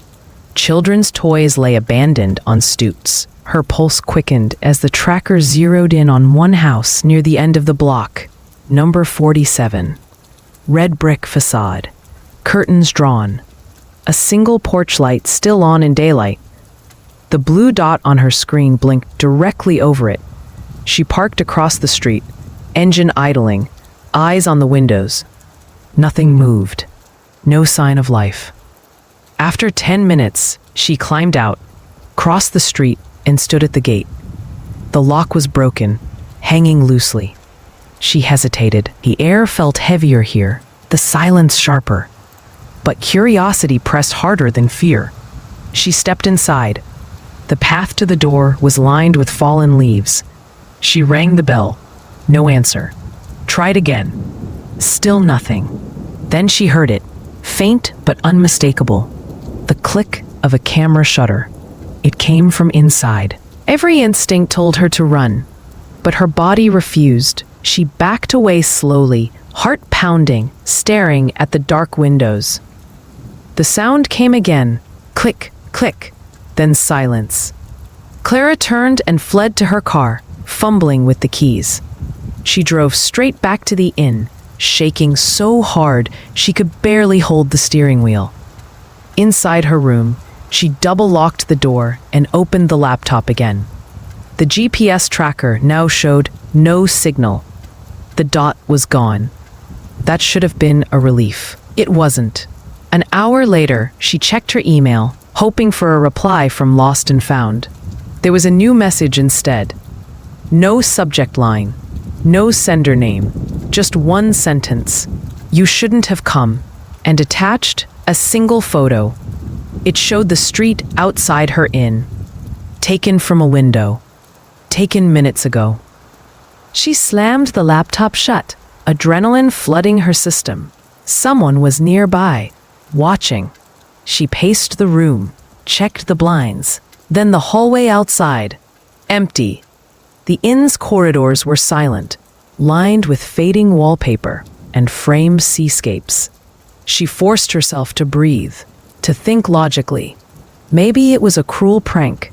Maybe the camera had been hacked. She told herself that until she almost believed it. But when she opened her laptop again, another email was waiting. This one had no message, only a photo. It was her, asleep, in the same bed. For several seconds, Clara couldn't breathe. Her skin prickled with cold sweat as she scanned the photo. The angle, the lighting, the shape of her own face half buried in the pillow. It was taken from the corner of the room, near the dresser, near where her camera used to sit on its tripod. She turned slowly. The corner was empty now, but she could feel something, a pressure in the air, a sense that the lens was still there, still watching even without form. Her hands trembled as she shut the laptop again, but a faint reflection in the screen caught her eye. Behind her, a movement. She spun around. Nothing. Yet somewhere, distant and low, she heard the faintest sound, click. Clara didn't sleep that night. She sat on the edge of the bed until dawn, staring at the thin strip of light sneaking under the door. Every time the floor creaked, she flinched. Every time the pipes groaned, she looked up, expecting another sound, that quiet, mechanical click that haunted the corners of her thoughts. When morning came, she forced herself to move.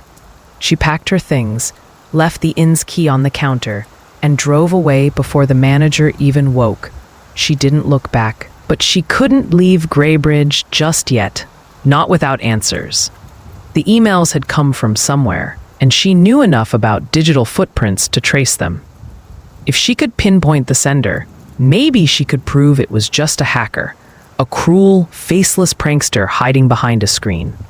Something rational, something she could fight. She parked at a small diner just off the highway, Harlow's Eatery, the kind of place where the coffee was burnt and the locals watched strangers too long. She chose a corner booth with a view of the road and opened her laptop. The air smelled like syrup and grease, the low murmur of conversation just loud enough to make her feel less alone. She took a steadying breath, connected to the diner's Wi-Fi, and opened the email client. The messages were still there, both of them, but something had changed. The timestamps were different. The system claimed the messages had been sent from her own account. Her pulse thudded in her ears. That was impossible. She hadn't sent them, hadn't even drafted anything close. She dug deeper, tracing the IP metadata, the way she'd done 100 times before while researching online leaks. The IP address wasn't random. It was hers. Not her laptop's, not the diner's network, but the exact address tied to her home Wi-Fi back in the city. Her breath caught. It was as if someone had used her own internet connection to send those messages, or worse, had been using her devices remotely, ghosting through them. She shut the laptop hard enough to rattle the silverware. The waitress, a tired woman with copper hair and the kind of politeness that comes from long habit, glanced over. "You all right, hun?" Clara managed a smile that didn't reach her eyes. "Yeah, just bad news from work." The woman nodded, unconvinced, and walked away. Clara sat there frozen. She couldn't shake the feeling that something was off in the room, like a rhythm out of sync. A man in a gray jacket sat 3 booths away, stirring his coffee without drinking. His eyes flicked up once, meeting hers briefly before darting away. She tried to convince herself it was coincidence, but when she glanced again, he wasn't there. The booth was empty, and on the table, where his mug had been, sat a small black object, square, glossy, familiar, her camera lens cap.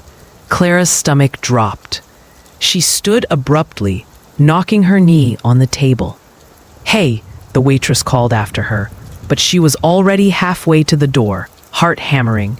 Outside, the street was empty, just fog curling between parked cars and the low hum of the neon sign flickering overhead. She looked down at the lens cap in her hand. Her initials were carved on the back, CR, the way she'd marked all her gear after losing one once on assignment. There was no mistaking it. Her camera had been here. By the time she reached her car, her hands were trembling too hard to fit the keys into the ignition. She forced herself to breathe, started the engine, and drove aimlessly through the outskirts of Graybridge until the diner disappeared behind her in the mist. Every corner she turned felt watched. Every intersection seemed to echo with the faint sound of a shutter snapping. When she finally pulled over near the old harbor, she sat with her forehead pressed to the steering wheel, trying to think.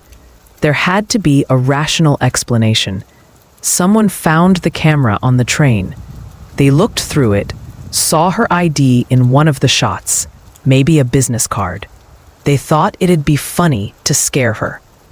That was all, except that didn't explain the photos from inside her room. The only way to take that angle, that shot, was if the camera had been physically there, in the same room. As the fog lifted, she noticed something across the harbor, a cluster of warehouses, rusted and half collapsed, with faded lettering on their sides. Holloway Freight Co. The name snapped through her like static. Holloway. The same word from the GPS map the night before. Her camera had gone dark there. Clara stared at the decaying buildings through the windshield. They looked abandoned, but a single light was on in one of them, pale yellow, flickering. She felt her throat tighten.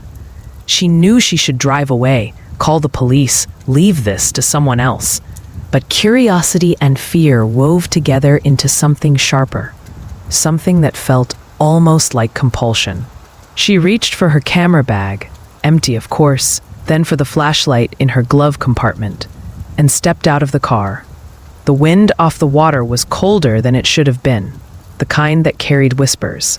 She crossed the cracked pavement, her shoes echoing too loud in the stillness. The smell of salt and rust hung heavy in the air. She reached the gate, chain link sagging, half open. A small sign hung crookedly. No trespassing. Property of Holloway Freight. Authorized personnel only. She hesitated only a second before slipping through. The light inside the warehouse flickered again, and somewhere deep within the shadows, she heard it. That same distinct sound that had followed her since the night before. Click! The air inside the warehouse was heavy, thick with dust and the faint metallic tang of rusting steel. Clara's flashlight beam cut through the darkness in trembling strokes, illuminating the skeletal remains of old shipping crates and toppled machinery. Each step she took echoed off the concrete, bouncing back at her like a whisper she couldn't quite decipher. Her pulse thudded in her ears. Every instinct screamed to leave. But something deeper, colder, told her she needed to see this through. She followed the faint flicker of light deeper inside. It came from a small office space elevated above the main floor, its windows smeared with grime. A metal staircase led up to it, creaking under her weight. Halfway up, she froze. Something shifted below, a soft scrape, like a shoe sliding against concrete.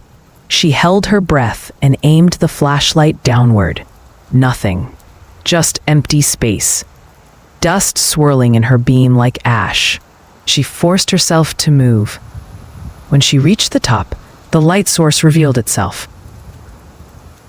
A desk lamp plugged into a flickering power strip that shouldn't have been working. And beside it, her camera. It sat upright, lens cap off, its red recording light glowing faintly. Clara felt the blood drain from her face. Her hands trembled as she reached for it, half expecting something to grab her wrist. But nothing did. The camera was cold, real, familiar.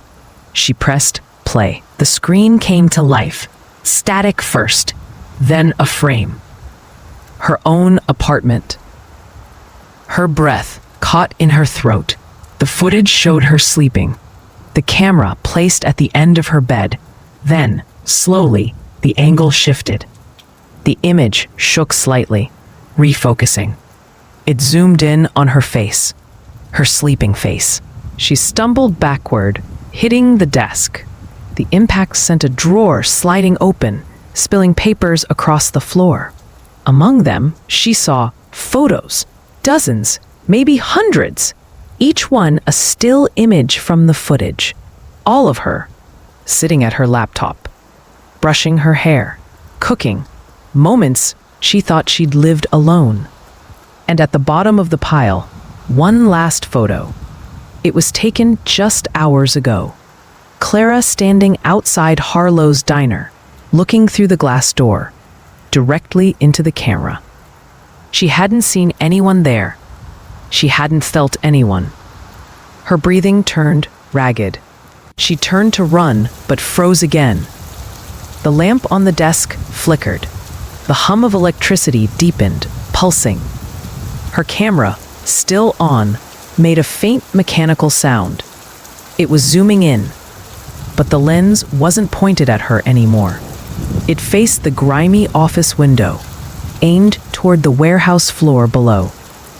Clara turned, following the lens's direction. Through the dirty glass, she could just make out the concrete floor below, barely lit by the lamp's dim spill of light. Someone was standing there, a figure, tall, motionless, dressed entirely in black, staring up at her. Its face obscured, its outline unnaturally still. For a heartbeat, neither of them moved. Then, the figure lifted its arm. A flash of silver caught the light. A camera. It was photographing her. The red light on her own camera blinked rapidly. A low whine filled the air, like feedback. Clara stumbled back, yanking the camera cord from the outlet. The screen went black, but the clicking didn't stop. Click, click, click. She backed against the far wall, clutching the flashlight. Her heart was pounding so hard it felt like it might burst through her ribs. She looked down the stairs. The space below was empty again. No figure, no movement, but something had changed. There were footprints in the dust now, fresh, leading up the stairs. And when she swung the flashlight beam to the door frame behind her, she saw it. A message, smeared onto the metal in something dark, sticky, and half-dried. Stop looking. Clara bolted, down the stairs, through the gate, out into the cold night air that felt like it couldn't reach her lungs. She didn't stop until she was in her car, slamming the door and fumbling for the keys. The moment the headlights flared, she caught a reflection in the rearview mirror. Movement, just behind her car. Click. She turned. Nothing. Only her own reflection staring back, pale and trembling. But when she glanced again, just for a second, the reflection wasn't hers anymore. A drive back to the city felt endless. Clara's hands clenched the steering wheel so tightly her knuckles whitened. Her mind replayed every second of the warehouse. The flickering light, the photographs, the figure watching her from below. Each time she blinked, she saw that red recording light again, pulsing like a heartbeat in the dark. By the time she reached her apartment, dawn had begun to creep through the gray skyline. The streets were wet from an early morning drizzle, neon reflections shimmering across puddles. The world looked calm, unaware of what had happened, but she wasn't. She parked and climbed the narrow stairwell to her floor, every creak of the steps setting her teeth on edge. Her front door looked just as she'd left it, locked, undisturbed. Still, she hesitated before inserting the key. When the door finally swung open, a stale, cold air greeted her. The silence inside was almost mocking. She turned on every light in the apartment, one by one, as if illumination could keep the fear at bay. The living room, the kitchen, the bedroom. Nothing out of place, nothing except the faint hum. It was so subtle she almost didn't notice it. A low, static whisper, like the background noise from an old television. She followed the sound to her desk, where her laptop screen glowed faintly, despite being closed. Clara froze. She hadn't turned it on since before she left. Her hands trembled as she opened it. The screen flickered, and for a split second, her reflection appeared against the dark glass, then vanished as the camera light blinked on. The webcam. She slammed the lid shut instantly, heart hammering. No, that couldn't be possible. The laptop wasn't even connected to the internet. And yet, she could hear it. The faint clicking sound again. The same as in the warehouse. Mechanical, methodical. Click, click, click. Her stomach turned. She unplugged everything from the wall, the laptop, the router, the lamp, plunging the room into silence. Then she heard something else. A soft vibration from her jacket pocket. Her phone. But her phone had been dead for days. She stared at it, disbelief freezing her in place as the screen flickered to life on its own. A new message appeared. No sender ID, no timestamp, just a single line of text. You left without saying goodbye. She dropped the phone, backing away until she hit the wall. The screen went black again. For a moment, she thought she might pass out.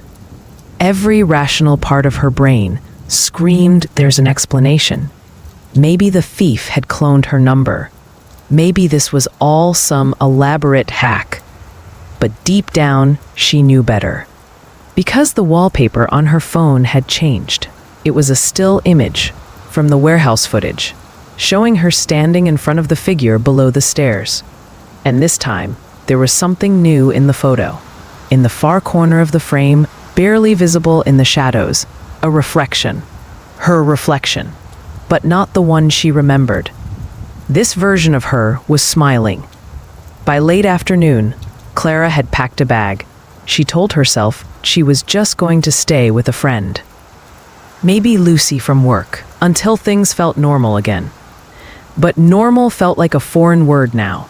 Before leaving, she sat at her kitchen table, staring at the laptop she'd unplugged earlier. She wanted to throw it out, to smash it into pieces, but she couldn't. A part of her needed answers. Her curiosity, the same trait that had driven her career, was now feeding her paranoia. She reopened the laptop. This time, no strange lights, no sound, just her desktop. But in the corner of the screen, a folder she didn't remember seeing before blinked slowly, its name pulsing as if it were alive. Frames 001. Her throat tightened. She clicked it open. Inside were dozens of video files, all labeled by date. The most recent one? Today. Her hand hovered over the mouse before finally double-clicking. The video opened to static, then slowly came into focus. The footage showed her sitting exactly where she was now. Her movements perfectly mirrored. Same shirt, same position, same dim light spilling from the lamp beside her. But there was a delay. A few seconds difference between what she was doing and what she was seeing. She lifted her hand in real life. The reflection on the screen did the same. 3 seconds later, her heart pounded. She leaned closer, watching, searching for an explanation.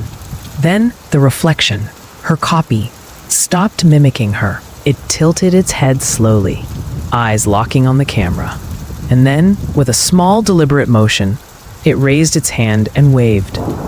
Clara gasped, slamming the laptop shut so hard the table shook. Her reflection had waved first. Outside, thunder rolled in the distance. Rain began tapping against the window pane, soft and steady, masking the faint hum of static that had begun again from somewhere inside the apartment.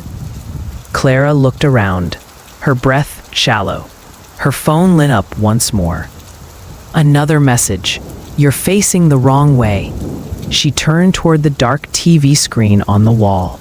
And for a moment, she thought she saw it. A faint movement behind her reflection in the glass. Something standing just over her shoulder. The next morning came without rest. Clara sat slumped on her couch, eyes red from a night of no sleep.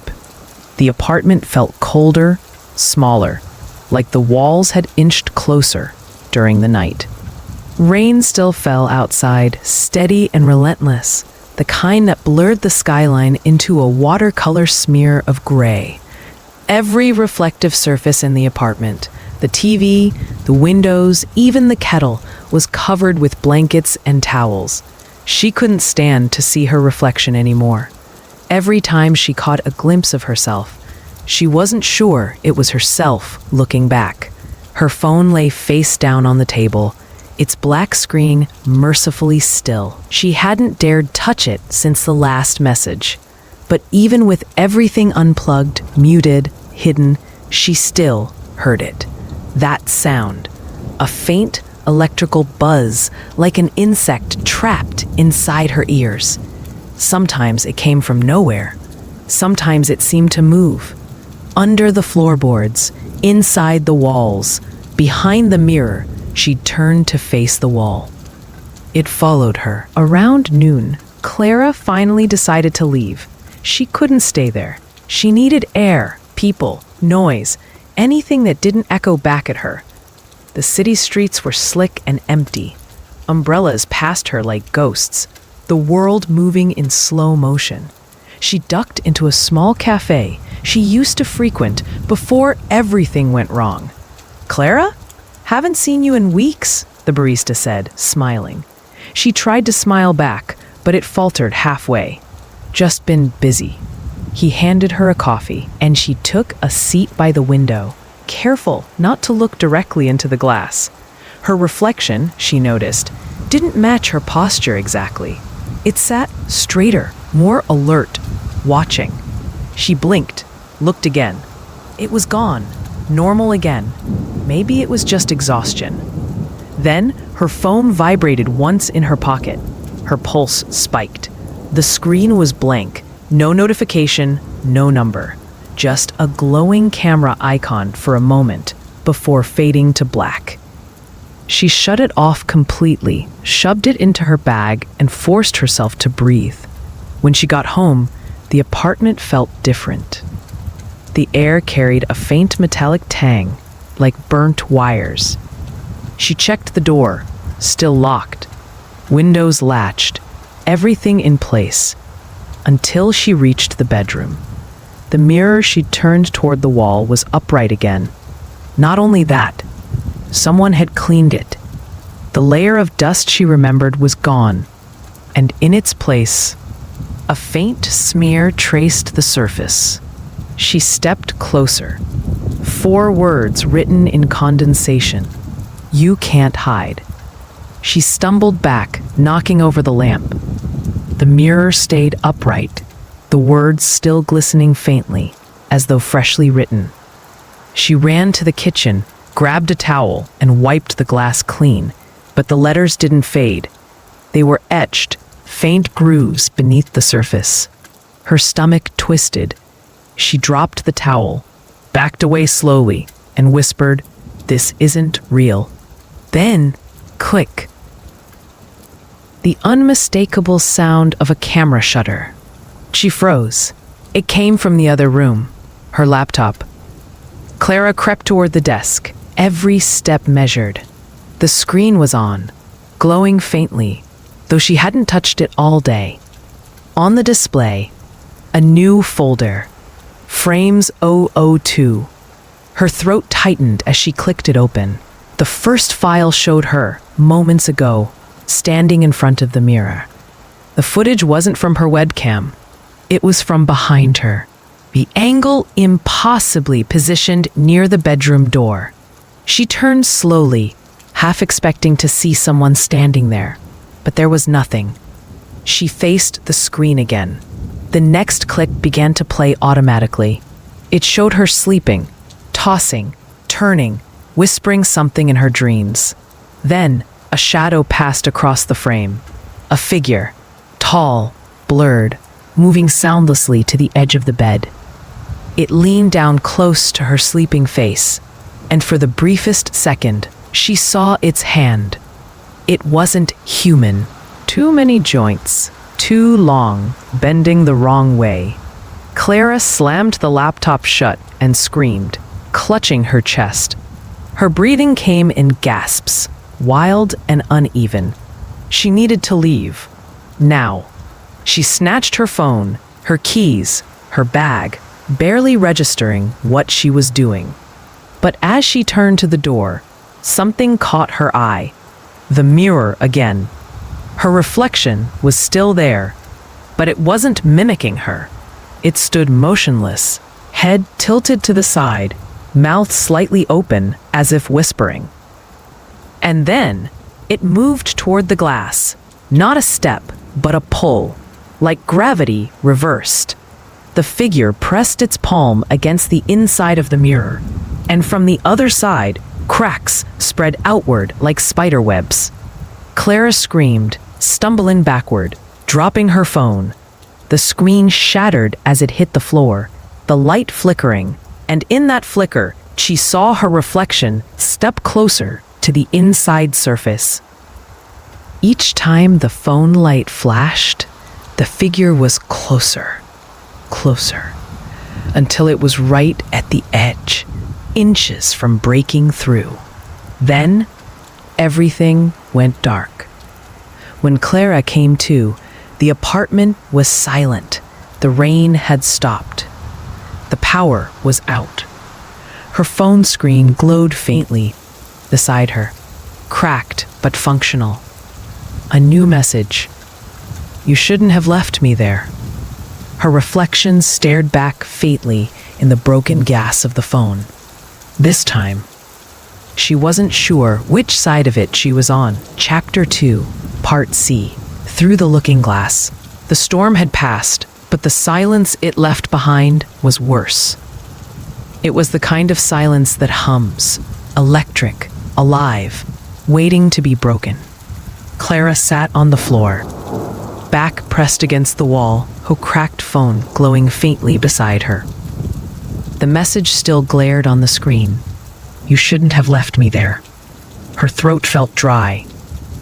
Left who there?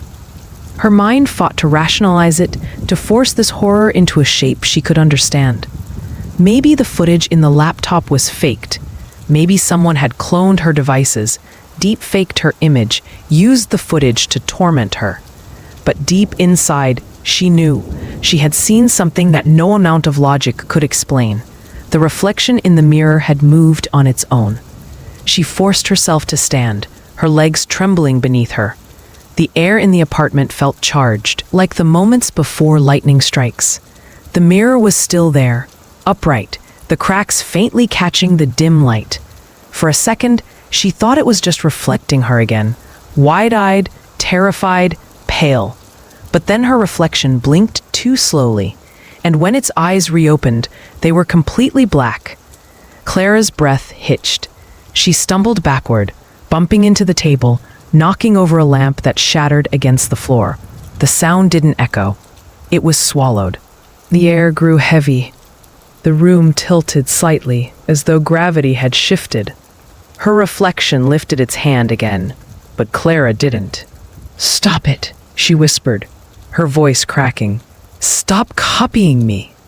The reflection smiled. It was a small, wrong kind of smile. Too knowing, too familiar. Then it began to mouth something. At first, she couldn't read the words. Then slowly, she recognized them. "Let me out." Her heart pounded against her ribs. She turned and ran toward the door, fumbling for the handle. But the metal was hot, searing her palm.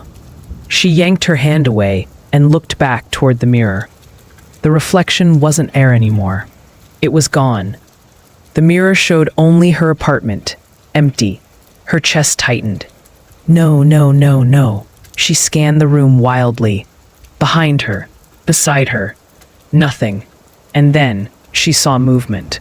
A faint shimmer inside the dark TV screen across the room. Her reflection was inside the television now, walking slowly toward the camera, closer and closer, until her face filled the screen. Her voice, her own voice, came through the speakers, distorted, metallic. "You opened the door."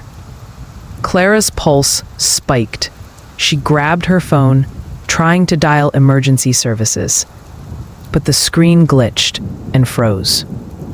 For a split second, the reflection from the TV appeared on the phone screen too. The same black eyes, the same smile. The apartment lights flickered violently, plunging her in and out of darkness.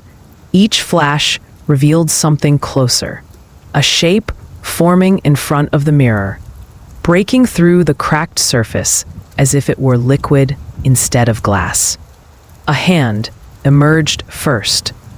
Pale, trembling, impossibly long fingers, slick with something dark. Then an arm. Then a face, pushing through the surface, like a drowning person breaking water. It was her face, but wrong, twisted, smiling. The reflection dragged itself halfway through, its movement jerky, insect-like, glass shattering and reforming around its limbs as it crossed over. Clara screamed and stumbled backward, hitting the wall. "Get away from me!" The reflection tilted its head. "I already am you." The lights died completely. Darkness. Only the sound of her ragged breathing. Then, faintly, a whisper, inches from her ear. "You looked at me first." She turned sharply, but there was nothing there. Then the reflection's voice echoed again, everywhere and nowhere at once. "I can't go back alone." Suddenly, a flash. The phone screen lit up. A video was playing automatically. It showed the warehouse again, the stairs, the figure below. But this time, there were two of them, one standing, one kneeling. The standing one raised the camera. The kneeling one screamed soundlessly. Her voice, her face. The image glitched, the pixels tearing apart as a new line of text appeared over the footage. Trade complete. The apartment's temperature dropped so fast, her breath fogged in front of her. She stumbled toward the door, grabbed the handle again. This time it turned easily. She bolted into the hallway, sprinting barefoot toward the stairwell. But halfway down, she saw it, the reflection again, waiting for her in the small rectangular glass of the fire extinguisher cabinet. Her own face, calm and smiling. Then the reflection pressed a finger to its lips, shh, and vanished. By the time she reached the street, the rain had stopped. The sky above was an eerie silver, the clouds frozen like smoke. She ran until her lungs burned, until her building was a distant blur behind her. She stopped outside a convenience store, shaking, trying to call someone, anyone, but her phone refused to connect. Every time she dialed, her own voice answered on the other end. "Clara can't come to the phone right now." Her breath hitched. "Who is this?" But the voice on the other end laughed softly. "You already know." The line went dead. She didn't go home that night. She couldn't. She found a 24-hour diner and sat in a corner booth until morning, clutching her bag. Staring at the window that reflected her tired, hollow face. But at dawn, when the sun began to rise, her reflection didn't mimic her. It turned away, as though something behind her had caught its attention. And for a split second, she thought she saw another silhouette moving inside the glass behind it. The next morning bled into existence like a bruise. A pale, gray light leaked through the blinds of the motel room Clara had stumbled into hours before. She didn't remember checking in. Only the quiet nod from the night clerk and the sterile click of the lock behind her. Her phone lay beside her on the bed. Black screen up, dead again. She hadn't charged it. She didn't want to. Sleep hadn't come, not really. She drifted between waking nightmares. Flashes of herself standing outside her own window, her reflection whispering from mirrors, faces rippling in the puddles by the streetlight.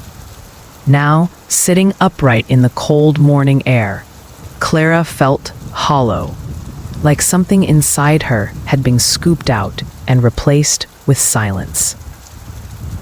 A bathroom mirror had been covered with a towel the moment she entered the room. Still, she could feel it there, behind the thin fabric, humming faintly, as if her reflection was pressing its face against the other side, waiting for her to look. She went to the window, cracked the blinds, and peered out. The parking lot below was nearly empty. A few cars, a flickering sign that read Haven Lodge. A man stood across the street, hands in his pockets, staring straight up at her window. Clara froze. He didn't move, didn't shift his weight, didn't blink. She let the blinds fall shut and backed away, heart thudding painfully. After a moment, she forced herself to look again. He was gone. Her reflection in the window lingered a second too long, however. Eyes black for just a heartbeat before returning to normal. Clara stumbled back and whispered, "You're not me." But a faint, distorted echo whispered back, from nowhere and everywhere at once, "Aren't I?" By noon she was driving again. No destination, no plan. The motel had felt too small, too close. The city unfolded before her in washed-out colors. Every reflective surface, car windows, storefronts, puddles, a threat. She avoided them all, staring only at the road ahead. Her hands trembled on the steering wheel. Every now and then, she thought she saw someone in the back seat reflected faintly in the rear-view mirror. But she refused to look directly. The hum of the engine was the only sound, until her phone, face down on the passenger seat, buzzed once. She didn't touch it. Then it buzzed again, and again. When she finally turned it over, her stomach dropped. The screen was glowing, even though it hadn't been charged in nearly a day. A new message appeared, one word at a time, like someone typing in real time. "You're driving my car." Her grip on the wheel tightened. "No," she whispered, shaking her head. "No, you're not real." The typing continued. "You shouldn't have left the mirror open." Her pulse sputtered. She slammed the phone face down again and pressed harder on the gas. The road blurred, the trees on either side bending inward like they were closing in. Then, from the corner of her eye, she saw it. The reflection in the window next to her. Not her face. Someone else's. The same black-eyed version of herself, sitting calmly in the passenger seat, smiling faintly as if amused. Clara screamed, swerved off the road, and braked hard on the shoulder. The car jolted to a stop. The reflection in the window disappeared instantly. But when she looked down at her phone again, the screen was on, showing a video feed. It was her, sitting in the driver's seat, eyes wide, breathing heavily. But in the reflection, her double leaned closer and whispered something to the camera. The audio crackled. "You're on the wrong side." The screen flickered and went black. Hours later, Clara found herself sitting in a diner booth at the edge of town, hands wrapped around a mug of untouched coffee. Her nerves buzzed, her reflection faint in the chrome napkin holder. She couldn't keep running. She needed answers. She pulled her laptop from her bag, hesitating before opening it. When the screen came alive, it showed her desktop as usual, except for one new file, Mirror Log 003. Her stomach twisted. The previous folders had appeared before every major event, every time the reflection acted. She double-clicked. Inside was a series of photos. They weren't screenshots. They were portraits, all of her. Sleeping, eating, driving, sitting in the diner right now. The timestamps updated in real time. She turned slowly toward the window and saw the reflection of someone sitting across from her in the booth. Her. Except her reflection wasn't moving. It was just watching. The coffee cup slipped from her hand and shattered on the floor. When she looked back at the window, the reflection was gone. She grabbed her laptop, bolted to her car, and slammed the door shut. Her hands shook as she tried to steady her breathing.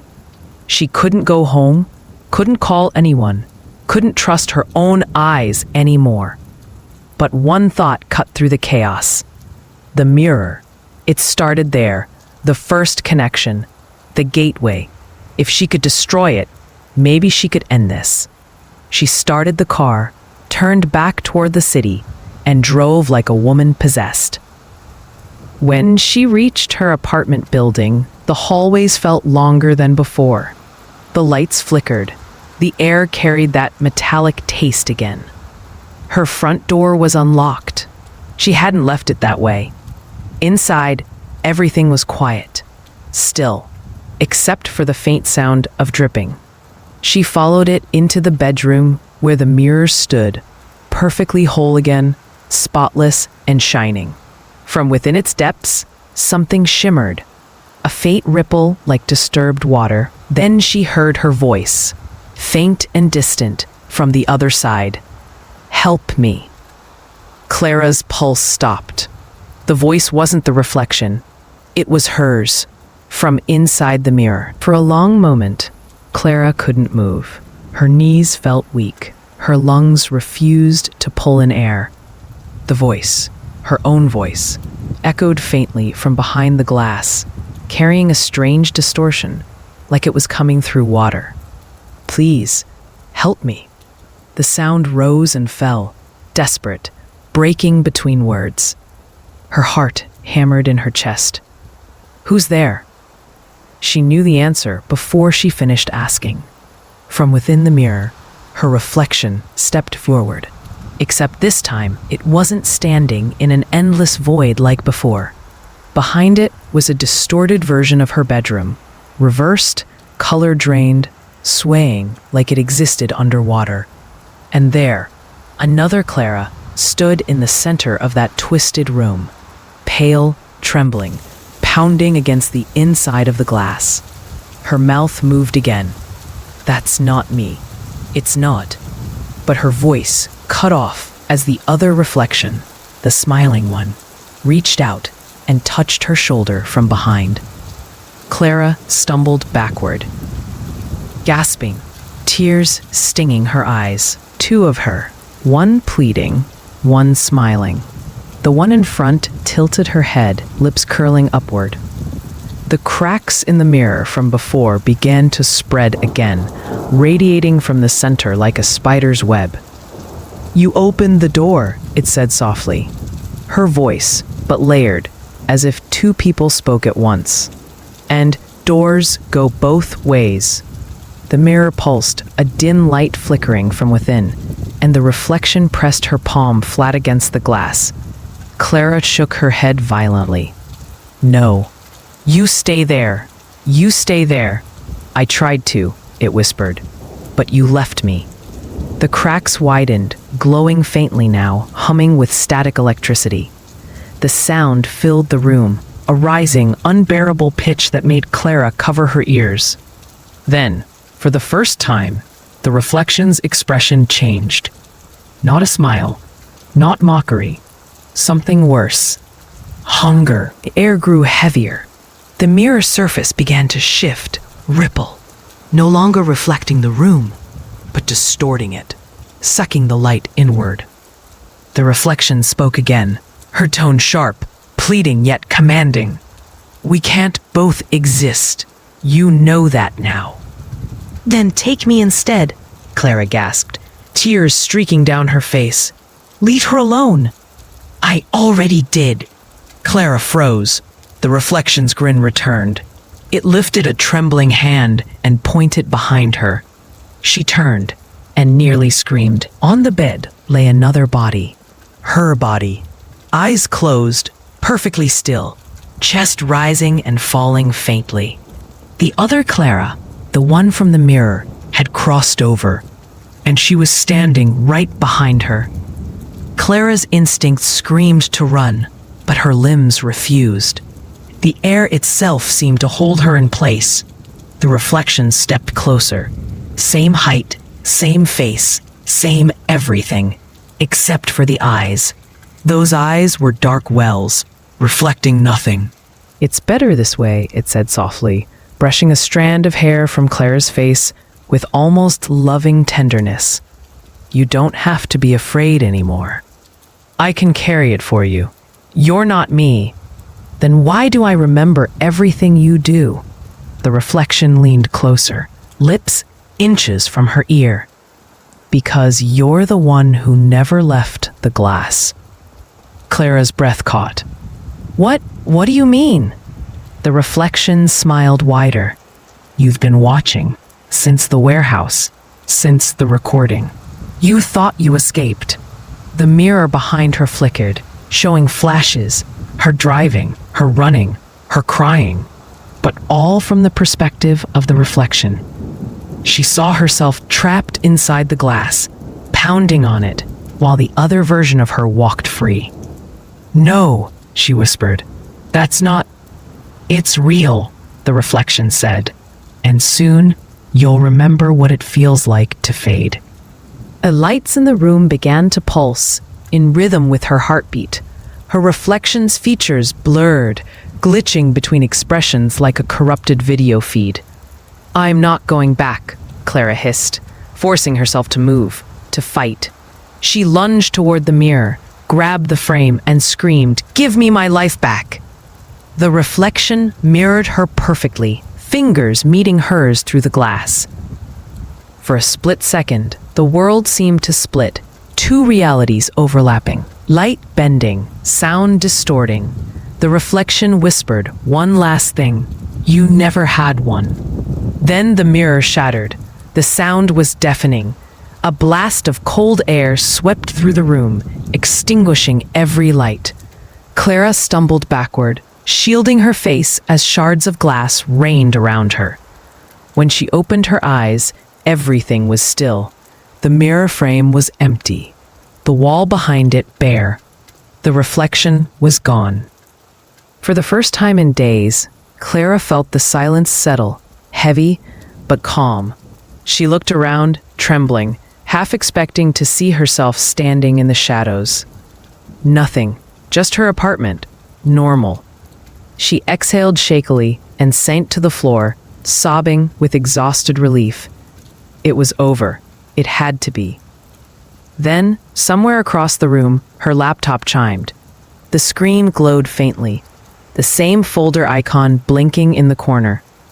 Mirror log 004. Clara's stomach dropped. She crawled toward it, her hands shaking, and double-clicked the file. The video opened to static. Then, slowly, an image came into focus. It was her apartment, her bed, her body lying there, motionless.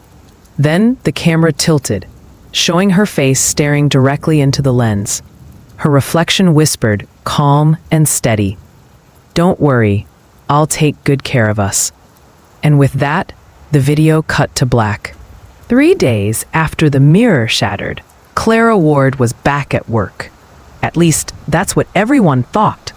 The studio lights hummed, monitors flickered, and Clara's fingers danced across the editing console with her usual precision. Her coworkers whispered about how she'd taken time off, burnout, maybe, but none of them questioned her sudden return. She smiled more now. She spoke less. Her eyes didn't quite meet theirs when she laughed. To anyone else, she was fine. Normal. Productive, even. But the cameras in the studio caught something strange.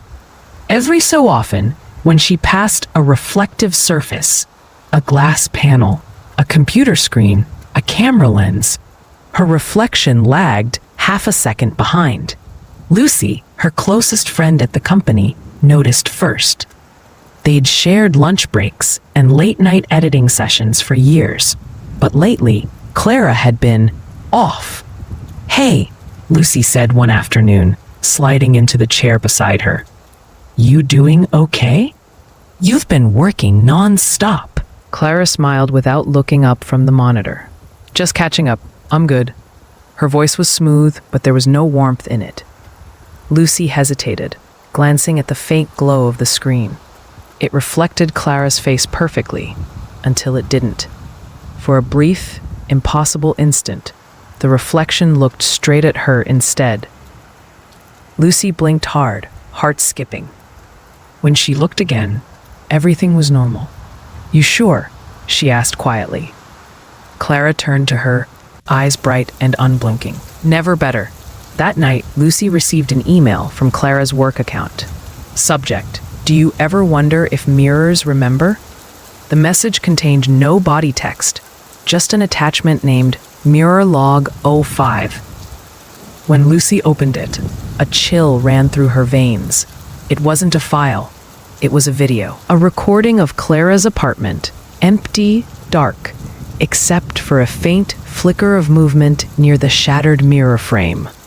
The camera zoomed slowly until Lucy realized it wasn't the camera moving. It was the image pulling closer by itself, like being drawn inward. Then, from the black void where the mirror used to be, two eyes opened. Lucy slammed her laptop shut. Her reflection in the screen lingered a moment longer than it should have. Her face pale and eyes hollow. She didn't sleep that night. By morning, the video was gone. The email too. No record of it existed. Lucy confronted Clara at the office. "You sent me something last night. What was it?" Clara looked confused. "I haven't sent you anything." "You did. A file."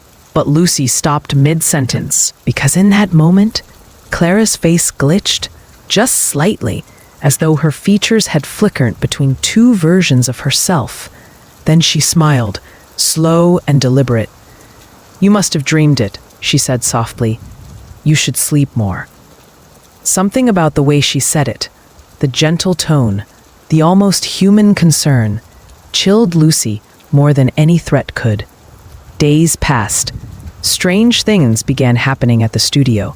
Security cameras would record entire nights of static, until one frame showed a woman standing motionless in the editing bay, staring directly into the lens. Her face always obscured by a faint reflection. When technicians tried to scrub through the footage, the system crashed. Every time.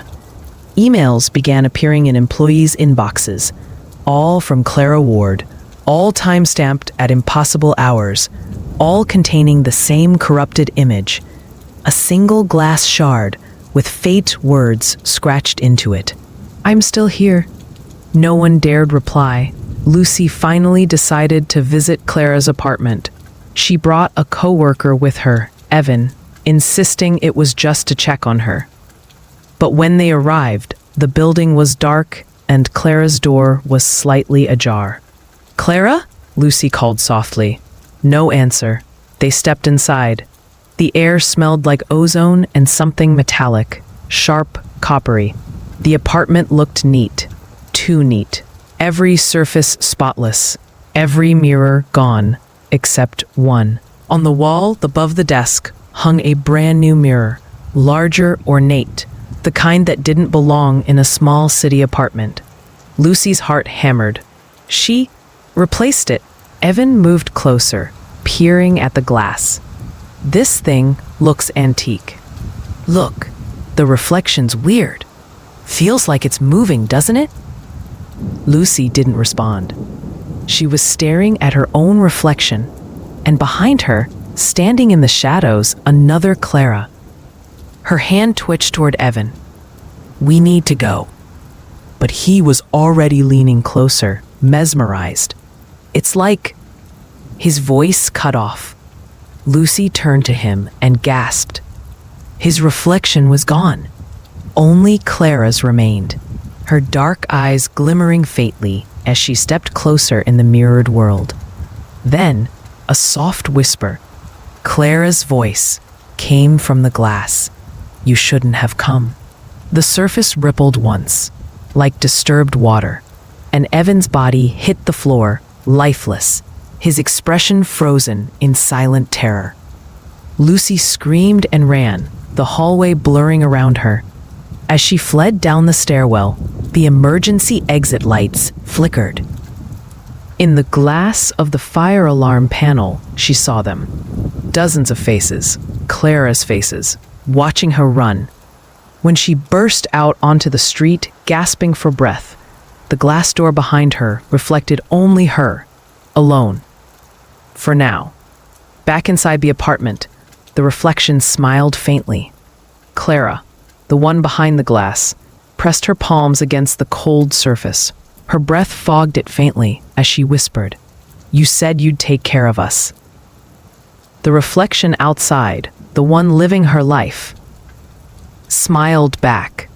"I am." The mirror darkened, and on the screen of Clara's still open laptop, a new folder appeared. Mirror log 06. Inside it, one file, a video. Lucy, standing outside on the street, staring at her own reflection in the window. And from behind the glass, a pale hand slowly rising, reaching toward her. It began with a flicker. One night, a tech blogger in Portland posted a short clip on social media. A harmless glitch, he said. His webcam had turned on by itself, recording him for exactly 33 seconds before shutting off. When he replayed the footage, something strange happened. In the reflection of his monitor, another face blinked back. The clip went viral. By morning, hundreds of people across the country claimed to have experienced the same thing. Phones that turned on during the night, cameras activating on their own, photos saved in their galleries that no one remembered taking, and in every image, somewhere, faint but visible, a woman's face in the reflection, always watching. Lucy sat in her apartment, blinds drawn, laptop open, her hands trembling as she scrolled through the growing thread online. Every instinct told her to look away, but she couldn't. Each video, each screenshot, she recognized something in the face. Clara, or what used to be Clara. Her throat tightened as she clicked on a new upload. Mirror log 007.mp4. The description read, "Do not look directly at the reflection. Turn your brightness down." The footage began with static. Then, a man's voice, shaking. It's spreading through screens. Not the glass anymore, the pixels. Anything that reflects light. "Don't." His words cut off in a strangled gasp. The screen went black for 3 seconds. Then his face appeared again. But the eyes were wrong. Empty. Glossy. He smiled and whispered, "She's almost here." The video froze, then began replaying on its own, each loop slightly more distorted, until Lucy slammed her laptop shut. The air in her apartment felt charged, humming with static. Her reflection in the darkened screen lingered. By the following week, the phenomenon had earned a name online, the Echo Network. At first, people treated it like an urban legend. Digital hauntings, mirror ghosts, AI possession. Then the disappearances began. Live streamers vanished mid-broadcast, their streams ending in sudden static. Surveillance footage across major cities showed blurred silhouettes moving behind glass. But when investigators reviewed it, there were no signs of intrusion. Every camera pointed toward a reflective surface seemed to catch something it wasn't supposed to. Something behind the world we knew. Lucy knew what it was. She'd been there when it began, and the guilt was consuming her. Each night, she dreamed of Clara calling to her, a voice muffled and wet, coming from inside her phone, from the shimmer of a puddle, from the stainless steel sink. She tried to ignore it, tried to sleep with the lights off, but the static always found her. It seeped through speakers, through power lines, through every screen that still worked. The world was infected, and it was her fault for not destroying that mirror when she had the chance. One night, Lucy heard it again, the faint chime of her laptop powering on in the living room. She froze in bed, every muscle tense. She hadn't touched it in days. The glow from the screen painted the walls in a soft blue light. Her phone buzzed once on the nightstand. A new message appeared. Unknown sender. It's not just her anymore. Lucy's heart hammered. Her trembling fingers hovered over the screen before she tapped to open it. The message expanded into a live video feed. her own apartment. The view was from the hallway, from just outside her bedroom door. And then, slowly, the doorknob began to turn. She dropped the phone, backing against the wall, eyes wide. The door creaked open by an inch. The light from the living room spilled in faintly, illuminating a figure standing in the hall. Her silhouette, or what looked like it. But the shadow was wrong. It didn't move like her. Its head tilted too far, its spine too straight. Lucy's voice broke in a whisper. "Clara?" The figure stepped forward, the faint blue light catching its face. It was Clara, or the thing that wore her face. Eyes like polished mirrors, her mouth twitching upward in a sick imitation of a smile. "You shouldn't keep the lights off," she said softly, voice layered with static. "It makes it easier to cross." Lucy screamed and lunged for the lamp, knocking it over. The bulb shattered. In the instant of darkness that followed, the room filled with a faint, high-pitched hum, like feedback from an old speaker. When she flicked her phone's flashlight on, the hallway was empty, but on the wall above her bed, written in shaky letters of condensation, were the words, "She sees through you." By morning, Lucy packed her things and left the city. She didn't tell anyone where she was going, not even her sister. She ditched her phone, her laptop, even her car, afraid of any reflection that could catch her face. She took a bus north, sitting by the aisle, avoiding every window. But halfway through the ride, the bus driver adjusted the mirror above him, the small convex one used to watch the passengers. For a moment, Lucy couldn't help herself. She looked up. Dozens of reflections stared back at her. Only one was smiling. The first reports came from downtown intersections. Commuters claiming that the reflections in skyscraper windows didn't match the crowd's movement. The news called it mass hysteria. Experts said it was stress, collective delusion, a reaction to the viral echo network rumors spreading online. But Lucy knew better. She had seen the look in Clara's mirrored eyes. She had felt the hum in the walls. The world wasn't imagining it. It was infected. By the time Lucy reached the northern woods, an off-grid town called Iron Vale, the highways behind her were filled with abandoned cars, some with shattered windshields, some still running, and every mirror she passed had been covered in spray paint or torn off entirely. The locals didn't talk much. Those who did spoke in whispers about the static, the faint electric hiss that sometimes came from ponds, windows, even the surface of polished metal. "It's spreading north," one old man told her as she checked into the town's only inn. "Used to be just in the cities. Now it's in the water, too." Lucy nodded without meeting his gaze. The lobby's only mirror had been smashed, shards swept into a pile that seemed to hum faintly when she walked by. That night, she sat in the darkened inn room, her hands trembling as she wrote in an old notebook. Paper, not digital.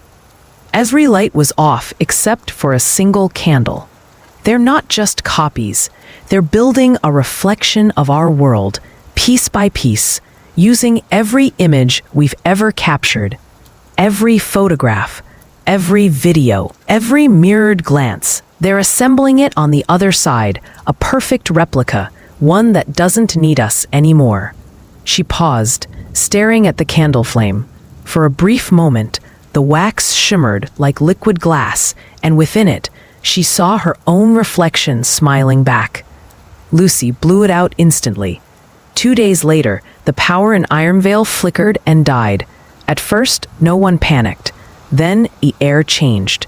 That faint metallic tang returned, followed by a low hum that seemed to come from everywhere and nowhere. Windows began to darken from within, as though the glass was turning opaque. People gathered in the streets, whispering. The mayor shouted for calm, claiming it was a temporary outage.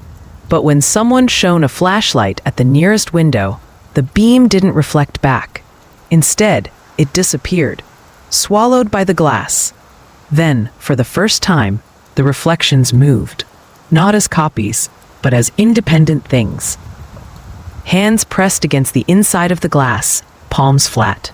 Faces forming from the darkness. Some were familiar, some weren't. And in the center of it all, one reflection stood taller, clearer, her features unmistakable. Clara. Her black eyes flickered like twin camera lenses. Her voice came not from her mouth, but from every screen, every radio, every whisper of static in the air. "You built our doorway," she said, "and now we're walking through." A glass across the town square shattered outward in perfect unison. A tidal wave of reflective dust burst from every surface, raining down in a shimmering storm. People screamed, but their voices were swallowed by the hum, the same pitch that had haunted Lucy since the beginning. She ran, covering her face, feeling shards cling to her skin like cold sand. The streets warped around her, reflections stretching across every puddle, every drop of rain. In each one, she saw faces pressing outward, hundreds of Claras, eyes glinting with static light. She dove into an alley, gasping, only to find a cracked rearview mirror lying in the dirt. Her own reflection blinked up at her. "You can't run from yourself." Lucy smashed it with her boot and kept running. The power lines above sparked and hissed. Screens flickered back to life across the dead town, every television and phone lighting up at once, showing the same thing.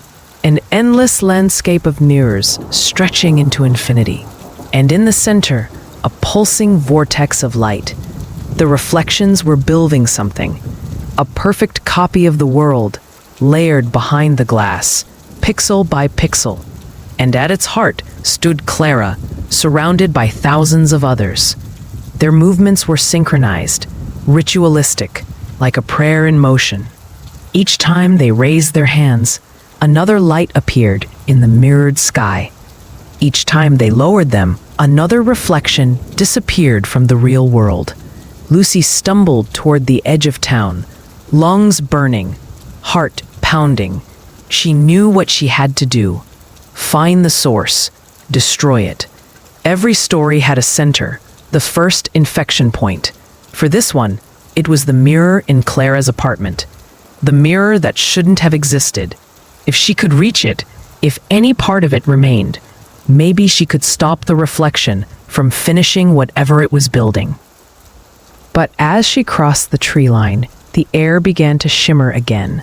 The static grew louder. She looked down at a puddle by her feet. Her reflection rippled. It smiled. Then it blinked. Lucy stumbled back, whispering to herself, "No, no, you're not real." Her reflection whispered back, perfectly in sync, except for one difference. Its lips kept moving after she stopped. "You think this is your world, but this is ours now." The puddle's surface exploded upward in a burst of shimmering liquid, and something cold wrapped around her wrist, pulling her down. She screamed, a sound that echoed through both worlds at once. Then, silence. The water settled. Only the reflection remained. By dawn, Ironvale was gone. A ghost town. Windows black, mirrors shattered, every reflective surface dull as stone. But when the morning sun rose and caught a single puddle in the empty street, a face stared back, Clara's. Her voice, soft and static-filled, whispered to the empty air, "The other side is open." It began at 6:23 a.m. Across the globe, every screen, every phone, tablet, monitor, billboard, flickered simultaneously. The static that once haunted a few devices now spread like wildfire, synchronized to one untraceable frequency. People described it later as a digital heartbeat, a rhythm pulsing through the air, invisible but unmistakable, Then the images appeared. Not ads, not news feeds, reflections, cities inverted, faces reversed, movements looping half a second too late, like a world trying to catch up with itself. In the Iron Vale broadcast tower, Lucy forced herself upright. Her arm still throbbed from where the reflection had dragged her down, her wrist wrapped in glass-thin scars that pulsed faintly in the dark. She'd crawled free from the edge of the woods just before dawn, bruised, drenched, and half delirious. Now, she was here, standing inside the town's radio tower, staring at an ancient control board glowing with unnatural light. Every frequency had been hijacked. The labels flickered with static text. Echo channel, echo channel, echo channel. She hit the emergency cutoff, but the buttons didn't respond. The power hum wasn't coming from the generators. It was coming from the glass. Every window in the tower vibrated faintly, reflecting not the storm outside, but another sky, shimmering, inverted. A mirror world, expanding. And at its center, she saw Clara again. "Lucy," the voice said, not through the speakers, but through the metal walls, the wires, the glass itself. "You can't stop what's already begun." "Why me?" Lucy gasped, gripping the mic, her voice trembling. "Why did you choose me?" "We didn't choose you," Clara said, her reflection stepping closer. "You opened the door when you looked too long. You watched when you should have turned away." On every monitor, Clara's image multiplied.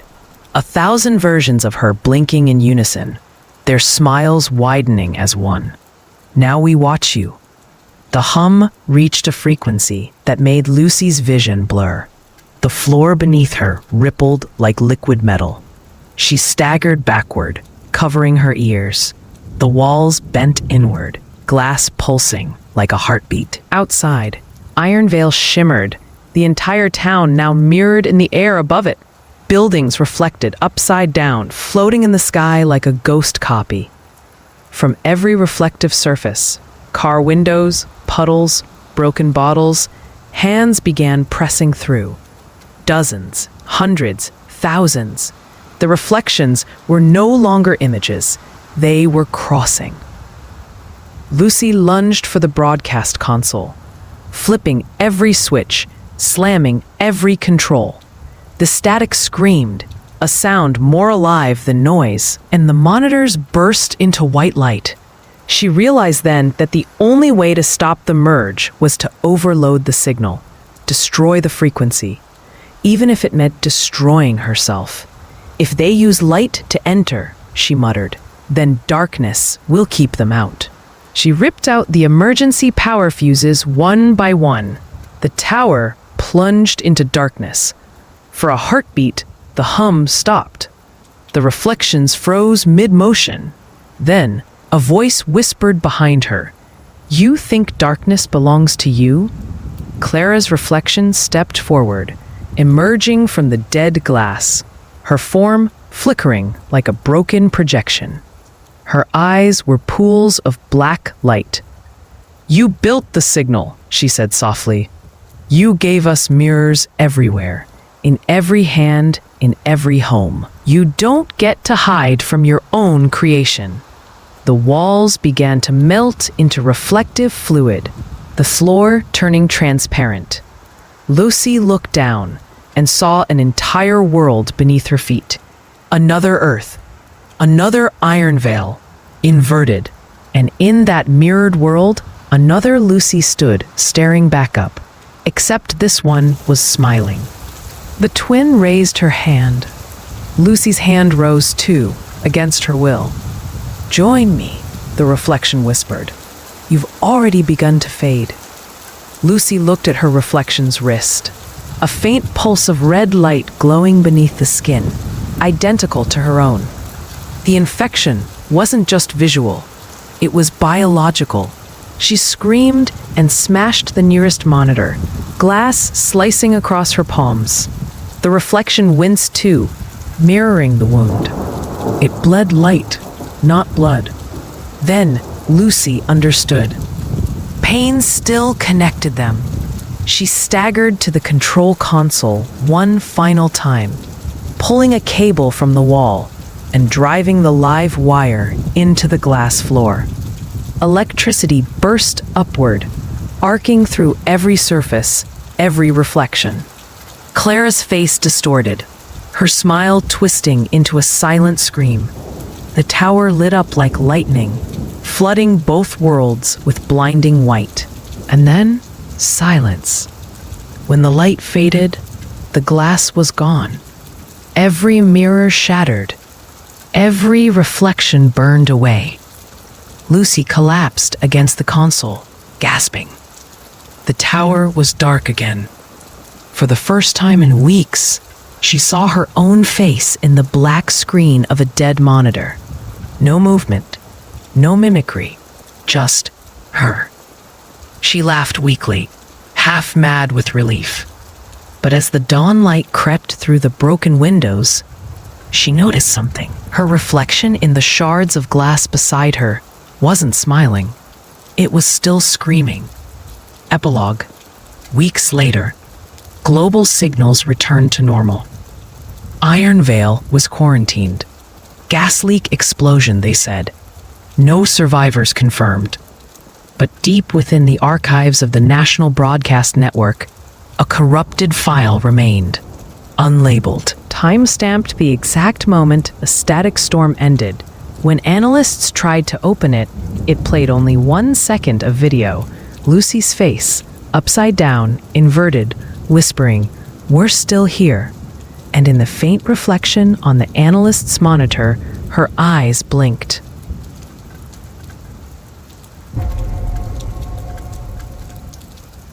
To those who wander in the shadows until the final whisper, thank you. Thank you for allowing my words to be the quiet voice in the stillness of your night. There's a strange and beautiful magic in the way we choose to explore the darkness together, isn't there? A silent pact between storyteller and listener, bound by a shared curiosity for what lies just beyond the light. I hope the tales we unraveled tonight found a home in your imagination. I hope they provided that perfect, haunting shiver, the kind that reminds you you're thrillingly alive. This shared space exists because of you. Your presence transforms these narratives from mere stories into a collective, whispered experience. I will return when the clock next chimes this late hour, carrying new secrets to share. I would be honored if you chose to meet me here again. Until then, may your rest be deep and your dreams be gentle. Should any shadow from our stories linger at the edge of your sleep, greet it not with fear, but with the quiet knowledge that it cannot follow you into the dawn. You are safe. The night is long, but it always breaks. Until we meet again in the quiet, pleasant dreams.